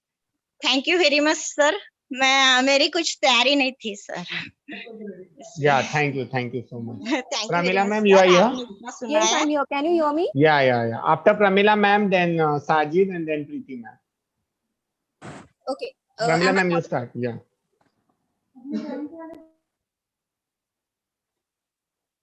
audible, sir? Yes. Okay. The topic of today's presentation is Atmanirbhar Bharat, and precisely keeping ahead with this particular topic, I have taken my topic as Atmanirbhar Bharat, and I'm specifically going to talk about elderlies, and the topic itself is from dawn to dusk. Now, when I'm talking in terms of dawn to dusk, I'm specifically talking about how elderlies have grown up, how they have been Atmanirbhar and inspired of the different challenges which they have faced. So right from the morning, early twilight, till the evening, how many challenges they have faced, the battering that they have faced, the abuse that they have faced, and accordingly yet, they have grown themselves into excellent, I can say, one part of the generation, which is very important for our Bharat to grow. Now, from where did this particular research problem come? It was earlier in British Medical Journal. It was published with one specific word, which was known as granny battering. And this was very clear, I think in 1975. This particular term was coined, and in spite of India every time saying that this particular term is not applicable as far as India is concerned, but still I would like to say that in India too, there have been major cases of granny battering, or I can say major cases wherein we have seen that elderlies have been abused. Okay, now there can be different types of property related issues, majority of elders getting isolated on many occasions. medical expenses, disputes among siblings, greediness of younger generation, fall of moral values, etc., because of which there has been a different I can say arena, because of which these particular elderly homes are increasing, or we can find that the elderlies are just put up on the road. Now, I can just give you practically 2 or 3 examples. Now, before I start with this particular practical examples, I would also like to tell that this particular topic is a part of my major research, which is being granted to me by ICSSR Impress, wherein I and we as a group have taken more than 1,500 respondents who are elderly in the state of Maharashtra. I will just be discussing with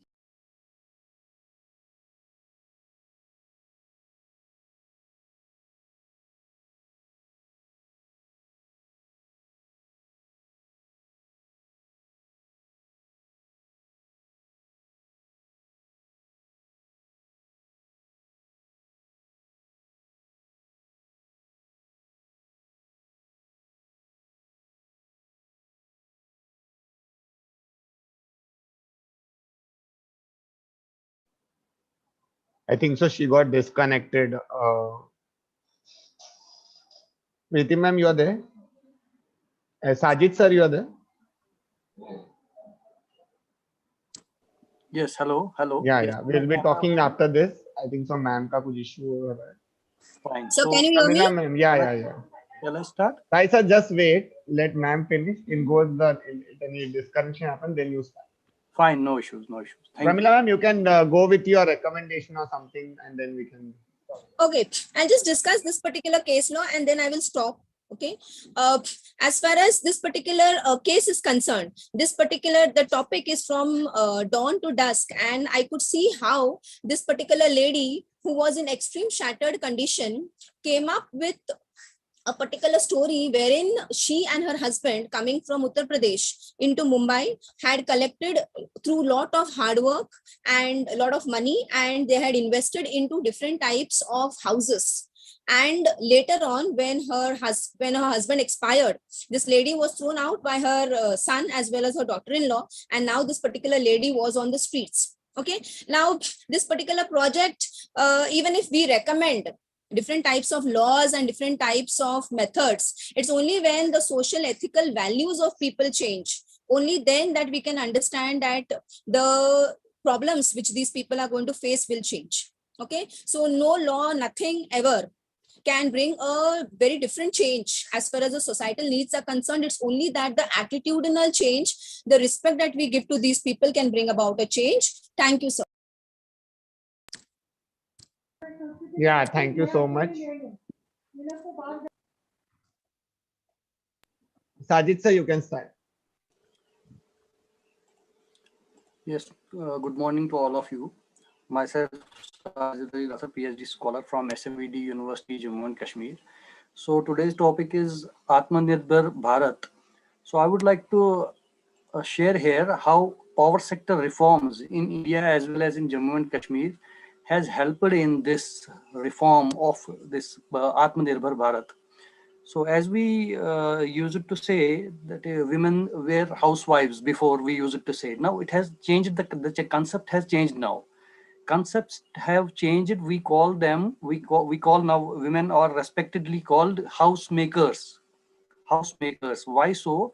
Because they have to see, they have to make a house. I mean, they have to manage a house, they have to manage a family, they have to manage the children. Fine.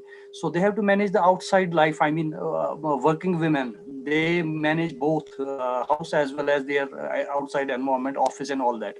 So my topic is today power sector reforms, and I would like to mention here how power sector reforms have helped in transformation of our Atmanirbhar Bharat.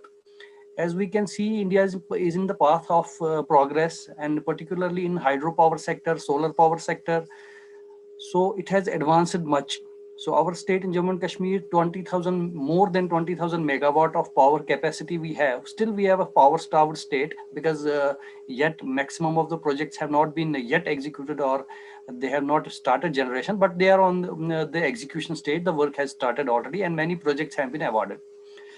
So this thing, it is important to know what changes we have brought in the power sector in relation to the structure of organization and reforms. See here, you can see energy security, digital India, skill India, smart cities, energy efficiency, Swachh Bharat, make in India, climate change. They are all, I mean, interrelated with the power, energy, because energy runs everything almost today in today's life. Like we have everything to be run by the energy.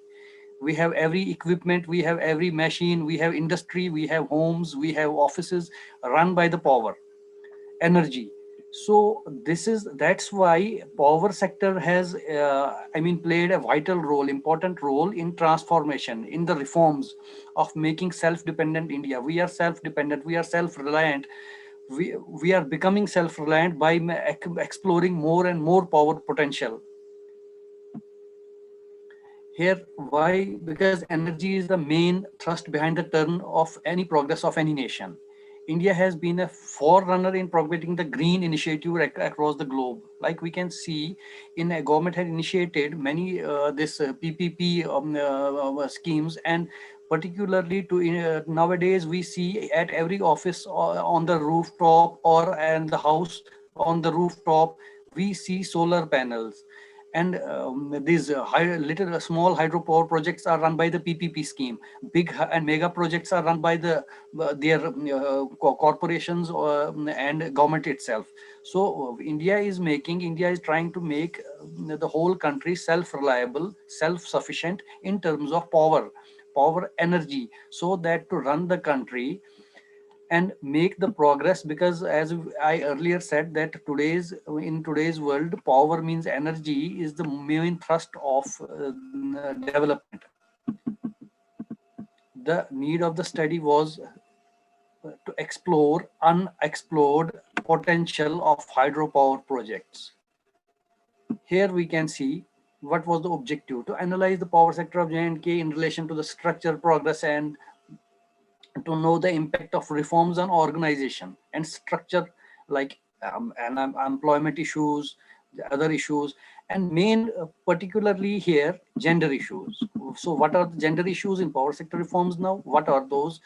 So this is the methodology where I will come later. The present provider here research design and arrangement of study was specified. I mean, the data was collected, policies regarding the power sector, organizational changes and all that.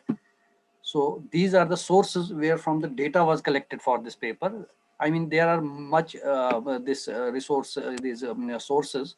So I can discuss by, I will not go this due to the shortage of time. I will come here, data analysis part. The data was collected, some diagrams and charts were made to come out to see the results. Then strategy, what was the strategy? Then here unbundling, this is the important part. Unbundling was necessary to take the reforms on the ground level. So here organizational structures were made. Then gender issues, this is the main part where I will come. Gender issues, like issues such issues and appropriate technology examination resources, assessing the needs, finding the suppliers, financing, getting the machines installed, maintaining them, having dealt with the person. As prone, all communities do have their own intensity and weakness. I mean, there are definitely, like if we have a human resource at home, like if we have our mother at home, our sister at home, we have human resource. But what about turning them into human capital? Like if we have resources to to provide to them, then only they will be able to manage our houses, manage our, I mean, lives. So the resources and the equipment, they need those. That's why these reforms were made. That's why women are called housemakers. So these were the issues, and this is the gender issues out to be cautiously and guarantee achievement of activities. The research suggestions will come here. Before the reforms, what were the condition? Here it is. Before reforms, women used to cook in villages through traditional chulas, where smoke were there. There were there were no exact fuel how to use it.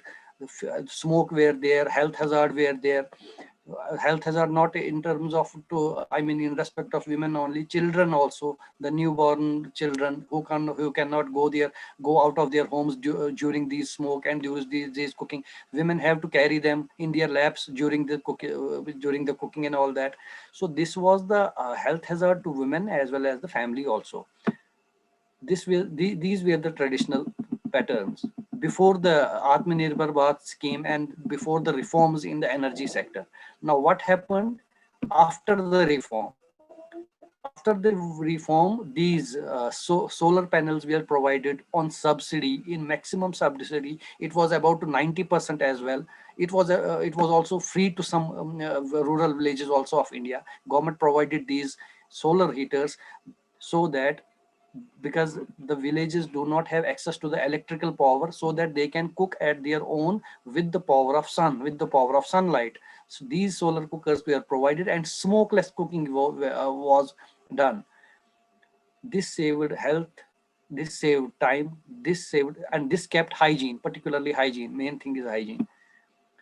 So this is also solar and LPG cooking. After solar, this LPG scheme was launched by our honorable Prime Minister. So LPG cylinder should be reached out to the far-flung area of India, every village, every rural area of the India. So this was happened. Like you can see, this LPG cylinder, LPG cooking stove, and solar cooking panels replaced the traditional cooking method, and there is no smoke now.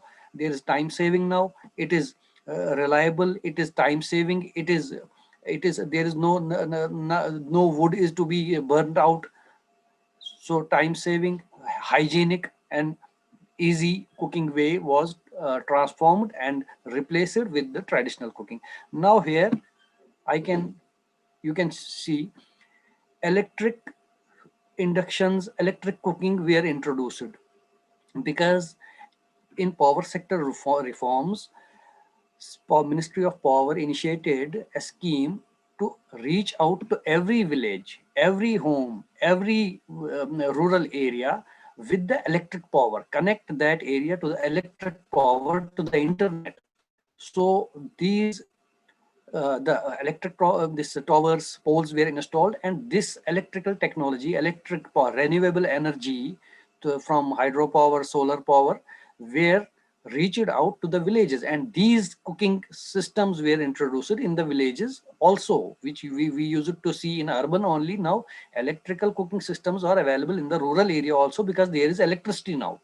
So this also saved the time. This also kept hygiene. This also saved the time. This also saved their health. So this is the technology we introduced in our rural villages to make the India self-sufficient, self-reliable, and Atmanirbhar. So these are the theoretical details. I won't go deep in this time. So yes, what was the this motive behind? This is the to enhance the generational level of women and their monetary chances, to empower women, enable them to perceive and get existing gender relations, equality, to lighten women's stack, however, without exceptional push to their change fundamental part. Like they are now women are managing houses, offices, external life as well as internal life. So to improve that, to manage that, these were in these schemes, and these Atmanirbhar in this concept were introduced. Create new parts for women, prompt financial development. Yes, they have financial development now. There are schemes, there are, many initiatives in Atmanirbhar Bharat for female child, women, insurance like sector. They have been provided insurance, many times a free, and many times free from the government, and many times a very minimum less, like 12 rupees per year, they are insured. So these are the theoretical details also, which was these analyze it, but I won't go this time these much in due to the shortage of time. So conclusion, finally I'll come to the conclusion. It can be observed that year 2012 was one of the milestone years in whatsoever reforms, because in 2000 year and above, the reforms were initiated by the government. Power sector reforms, I would say, in energy sector reforms in the India as well as in the Jammu and Kashmir state also. So these reforms took, the reforms came out in the result of development later on, now in 2021, after 10 years. In view of the conducted research, it can be concluded that there is a significant change in energy power sector in J&K as well as India to restructure progress and reforms. Further, it can be concluded there is a significant impact of reforms on the organizational structure, power sector in J&K, and it is merging towards the self-reliant energy future. That means self-reliant energy means self-reliant human capital, human resource like people. So this was all of my slides today. Thank you, everyone. Thank you so much. Thank you so much. Thank you so much, sir, for your presentation. Next, we would like to call Preeti Sharma, ma'am.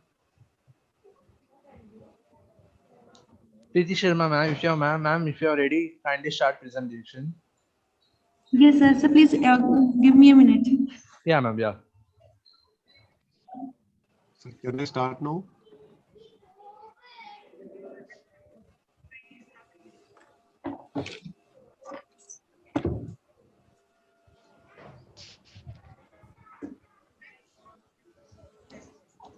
Good morning, everyone.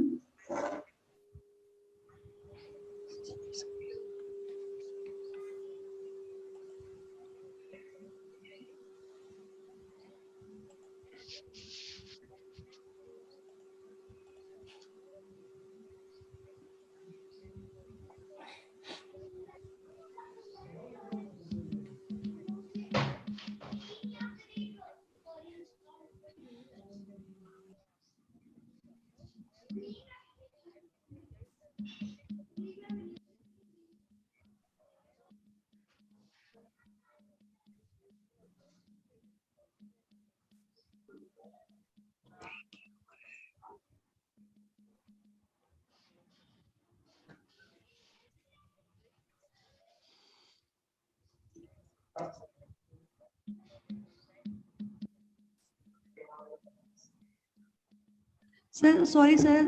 Sorry for the network. It's a network problem. I am unable to share my screen. Okay, ma'am. Sir, please just give me a minute.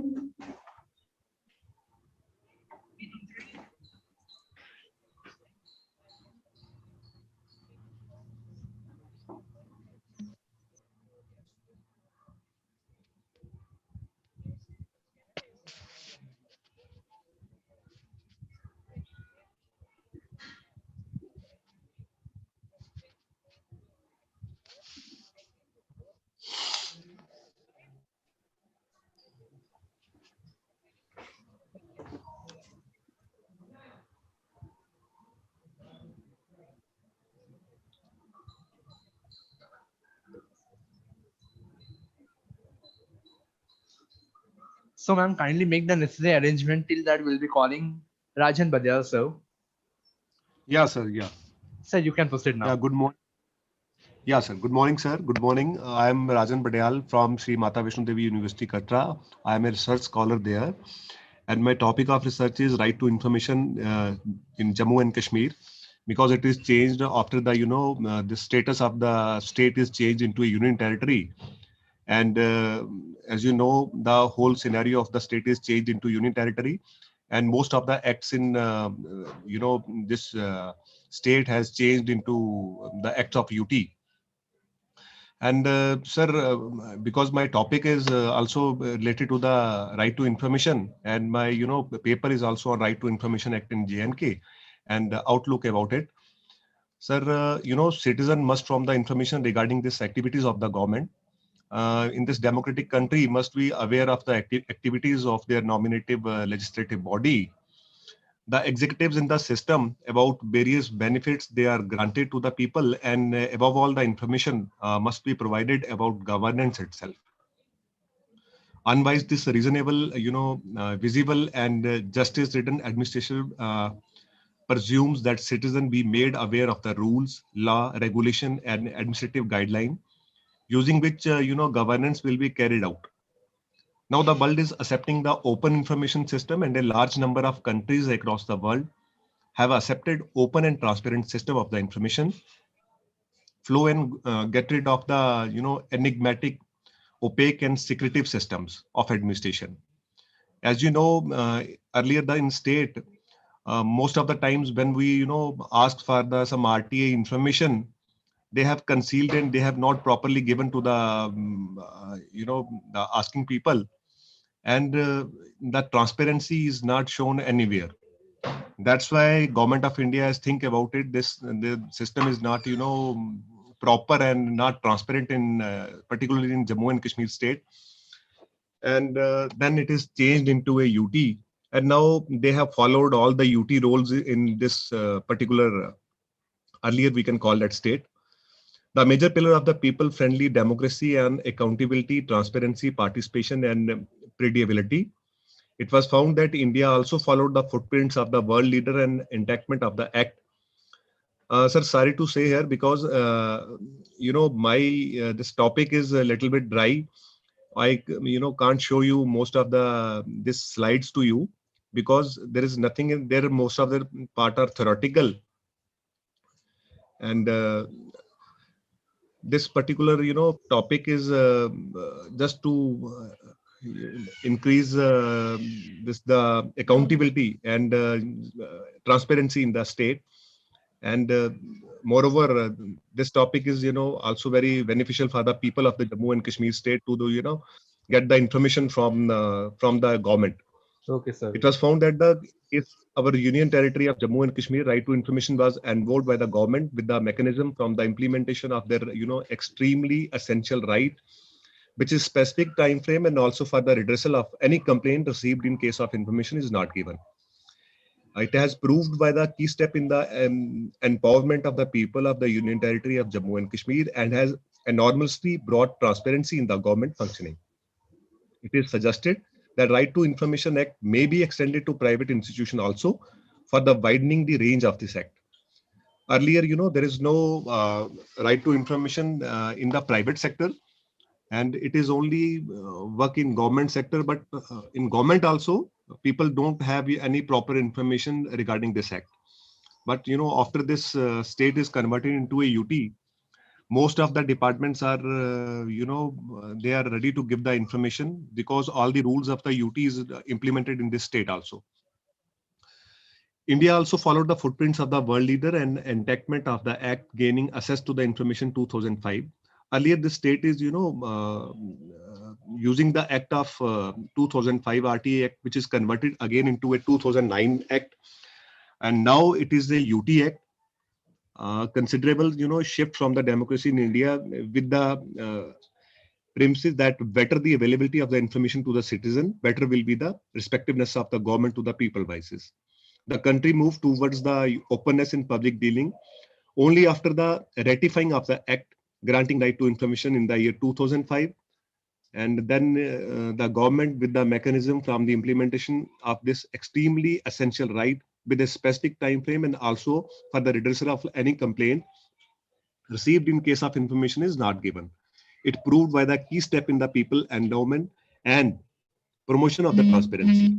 The fundamental point of the right to information is the privilege to access the data related to the public offices, reducing the time to access data for information, truthfulness, minimum red tapeism, so that the moment is minimized from one section to other, minimum deferral and holding up of information and speedy reply of status of the information desired.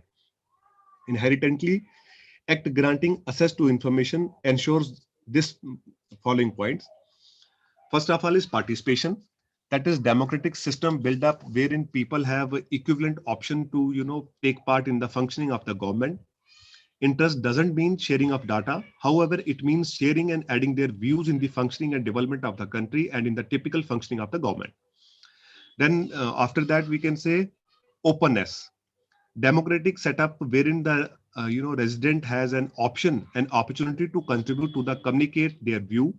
Just support doesn't make majority rules system a marvel. However, it means sharing and in terms the public power and government should have accessible to their data to the seeker of information and average people expeditiously and without squandering of information. Then transparency is also there. For the genuine democracy and majority of rule system, it is pointlessly acknowledged that there ought to be respectiveness in the functioning of the public power and government body. The local people and resident have equivalent right and ability to take part in the functioning of the government, which is earlier not possible. Clearness prompts smooth functioning of the government and get the officials a sense of responsibility in the working also. Then we can say accountability. True both-ways system intentionally point towards respectiveness, support, openness, and sincerity in the working of the government executives. The responsibility in the capacity of the government executive, wherein the executives backing and profit their data of the average people and guarantee the average people towards investment in the working of the public executives, which have the official bodies to the contribute in the advancement and functioning of the public executives, and besides made the executive to perform, which thusly assumes significant part in the advancement of the country as well as the UT. Then we can say empowerment. The right to information make the average people and enables the people's executive by eliminating pointless mystery and encompassing in dynamic cycle of the government. Then inclusiveness and equality. This right to information doesn't any separation in admittance to the data in at all way. It we rich or poor, and it cover all the resident and better against the correspondence unfairness and in the human movement also. Then efficiency and effectiveness. Efficiency implies tracking job right from the outset. Speed and adequately means doing things viably with the result situated. The right to information will bring more proficiency and viability in the administration of data and record keeping system. It is subsequently important for the public power to keep up the record and archive in appropriate way and subsequently and properly list and file the documents. Right to access to information can be sorted in 4 sections. Firstly, data related to the data searcher, data relating to other than the data searcher, data relating to public interest, and then data relating to the data searcher and others. The option to get the data from limited be true and seriously act, and this government official was banished from giving data as it was not in interest of the public on the loose. In any case, with the execution and authorization of the privilege, the Data Act 2005, presently the normal and helpless men can benefit from the data from public office and public power, yet with limitations and with restrictions. Limitation of Act granting access to information can be expressed as underneath. This limitation is forced under Section 8 of the RTI Act. When the information is identified with safety of the state and the country, when it is confined and denied by the court and lead to decision of the court, when it is identified with the dispensation of the Parliament and State Council, when it is identified with the secret pertaining to the foreign country, when it is identified with international business, when it is identified with integrity, sovereignty, and respectability of the country and the state. The constraint is force under segment 9 of the RTI Act when the data is identified with third party and when it is identified with protection of the individual and identified with life and freedom of the individual, as expressed clearly in the Indian Constitution Act Article 21. The Act granting access to information extend to all the state as well as union territories of the India, territorial waters of the India, ships flying with Indian flags and aircrafts. According to this act, the citizen of the state has following rights to request any information from any government department, obtain any copy of documents or inspect documents, official records or material, can take certified samples of the material of work, and can receive information in form of printouts, floppies, videos, cassettes, discs, tapes, or any other electronic medium or format. The cost of accessing any information through this act is as low as ₹10 only. And for persons belonging to the below poverty line, there is no charge will be incurred from the application fee. This Jammu and Kashmir Act granting access to information 2004 and 2009. I just show you a little bit overview. In Jammu and Kashmir, the culture of corruption has become extend its root is so deep that it has become the greatest challenge for this state. Corruption has become a system. Corruption has become a system in this state, and people pay a bribe to the government officials even if they want to legitimate documents or service from the authorities. As I said earlier, there is a very tapism system in particular this state, because you don't get any information even though you have paid the fees for that. And moreover, if you belongs to some below poverty people and you are not paying fees, then you will don't accept anything from this. The culture of secrecy that began in the British ruled countries till date, and this has happened in this state also, and a large number of people money gets diverted from developmental projects and welfare schemes from private use. According to the Indian Corruption Perception Index, Jammu and Kashmir is the second most corrupted state among 29 states in India. This scale measures the perceived level of corruption in the public sector offices in and around states that were included in this survey. This poor condition and loss of transparency in the functioning of the government sector have made this civil society to work with people in the rural urban section of this state and made them aware of the importance of the Right to Information Act. Generally, all the acts passed by the Indian government and apply to whole of the India except this state of Jammu and Kashmir because of the autonomy status to this particular state. Unless and until the state legislature of Jammu and Kashmir reenacts the same act or makes such amendment of this act, thus the Central RTI Act of 2005 is not applicable in Jammu and Kashmir. I told all these things because earlier all these things are happened in this state also. The first initiative to implement the right to information was started in 2004 when the state act granting access to information.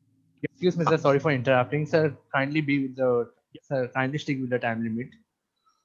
Okay. Right now, I'm reached to the conclusion, sir. Right to Information Act in J&K made executives in the UT more answerable to the people now. It has helped in diminishing the space between the government and the people of the UT. Now it has made people aware about the process of decision making in the administration. RTI has added the facilitation of better delivery of the services by the government servants to the people of Jammu and Kashmir. It has considerably reduced the misuse of authority by the officials. It has also encouraged constructive denigration of the government. Now RTI has significantly augmented the participation of the people in government affairs. That's all, sir. Thank you very much, sir. Thank you very much, sir, for your presentation.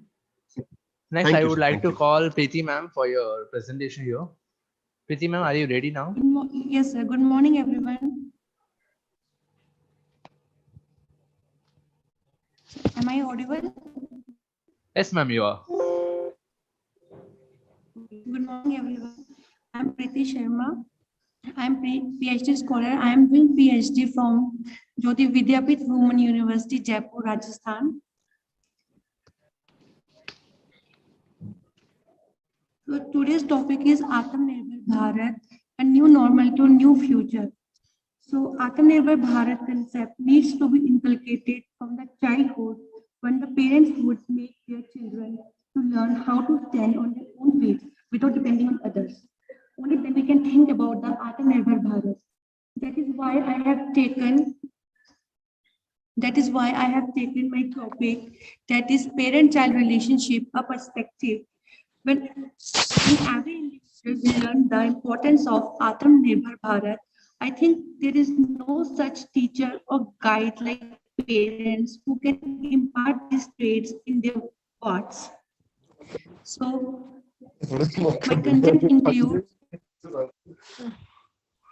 my content includes introduction, parent-child relationship, importance of parent-child relationship, ways of positive parent-child relationship, problems, and steps to improve parent-child relationship. Introduction. Parent-child bonding is the most beautiful equation known to mankind. Knowledge is the fountainhead of education. The evaluation of a human being from a caveman to a technologically advanced one is an outcome of education. No nation claims to be advanced.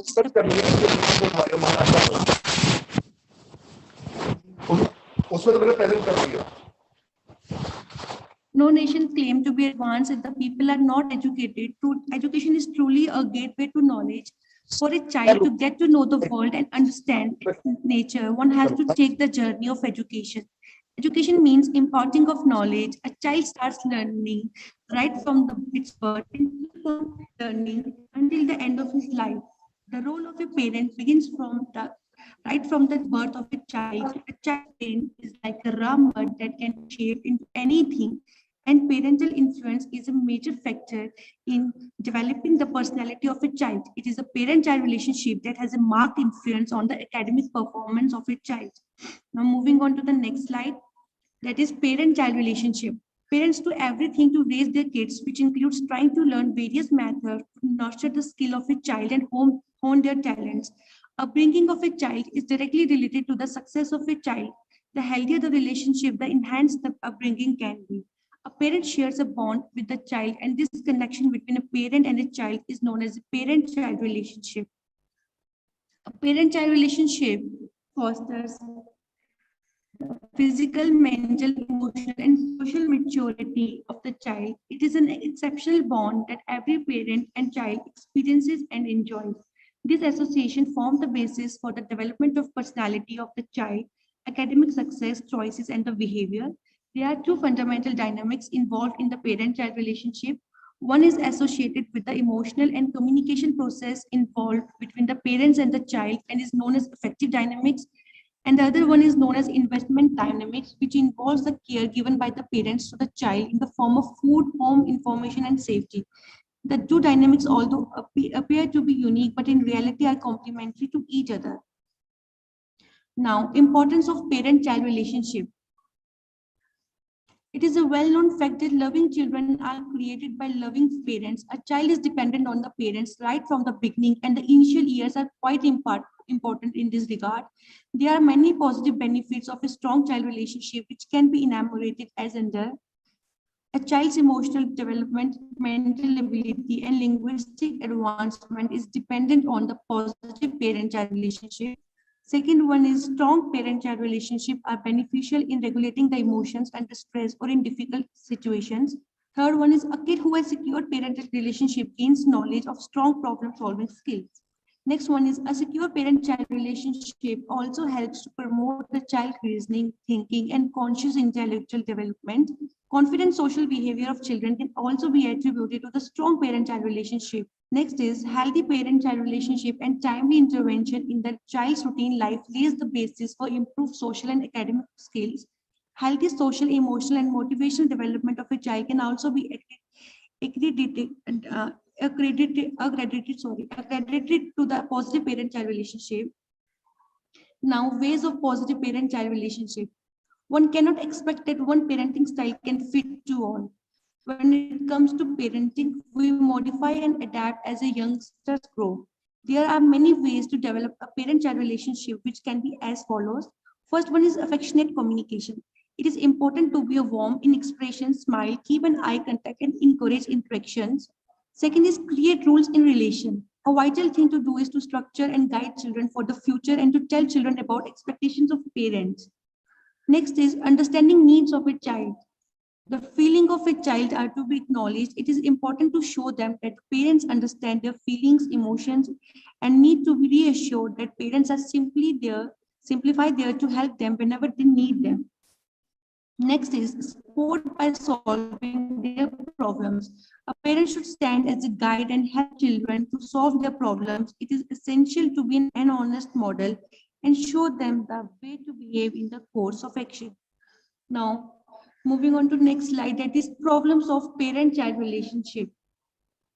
So it is imperative to understand the problems related to the parent-child relationship, as it can be proved to be of great importance in shaping the destiny of a child.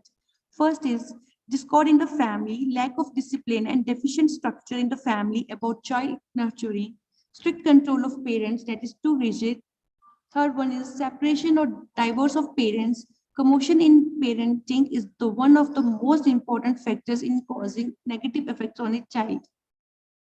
Anxiety can be caused by overprotection. Protective parenting is a serious risk factor that can cause childhood stress. And last one is depression of a mother. If a mother suffers from depression, there is a highly risk developing behavior and emotional problems in the child. Now, the last step is the steps to improve parent-child relationship. Parents need to be devoted to children. Together, young children can develop many skills through the facility of play, and it can help children's language skills, emotions, creativity, and social skills. Be available. Make them to speak to child with non-distractions. Even 10 minutes each day can make a lot of difference in establishing good communication habits. Next point is eat meal together. Eating together as a family sets the stage for conversation. Encourage no technology at the table and luxuriate each other's company. Listen and empathize. Connection start with listening. Attempt to see things from child's perspective and fosters mutual respect. Quality individual time together with child can strengthen bond and build their self-esteem. Now, conclusion. It can be concluded that parents ought to perceive a way to live life. Parents must sit down together with their kids and justify stuff to them, communicate with them. Ideally, till the age of 14, a baby desires a lot of mother's love and focus. Fathers typically got to get entangled in life, impacting choices like that of facilitating urge of a kid for admission into which profession to pursue extra once the age of 15. Keeping in mind that taking an excessive amount of care of the baby could bring him to a halt, teach the kid to face life and failure bravely. Encourage the kid before facing any challenge and never criticize for any disappointment. Instead, raise them regarding what lesson they learned or how they are going to be do it next time. Thank you all. Thank you so much, ma'am. Next, I would like to call Dr. Sunil Bidwai, sir, for the presentation.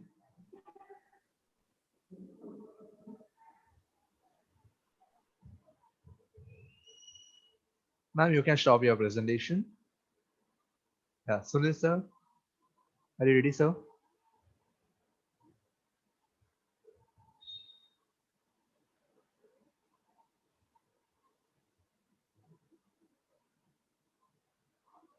Sunil, sir.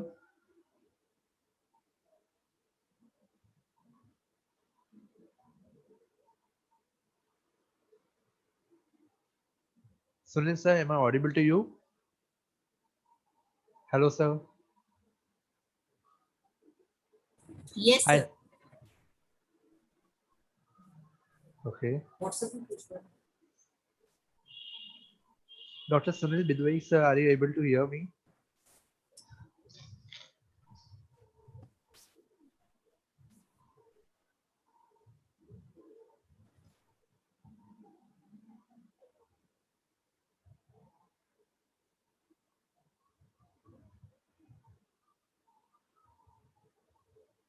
Anybody else are remaining here?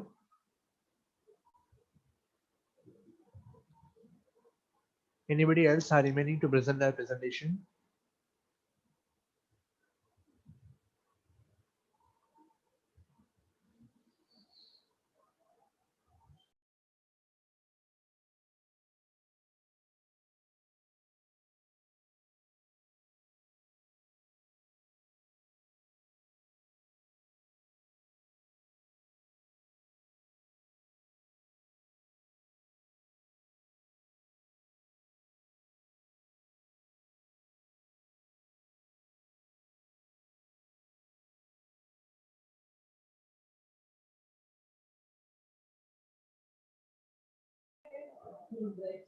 Yeah,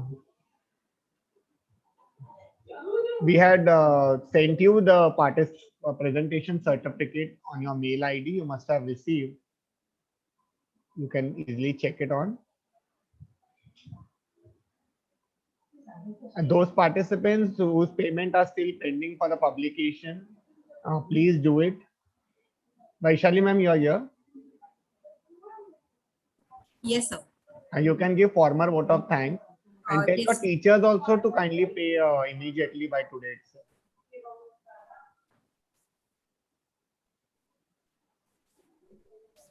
Hello. Yes, sir. Yes, sir. Yeah. You can give vote of thanks. Yes, sir. So,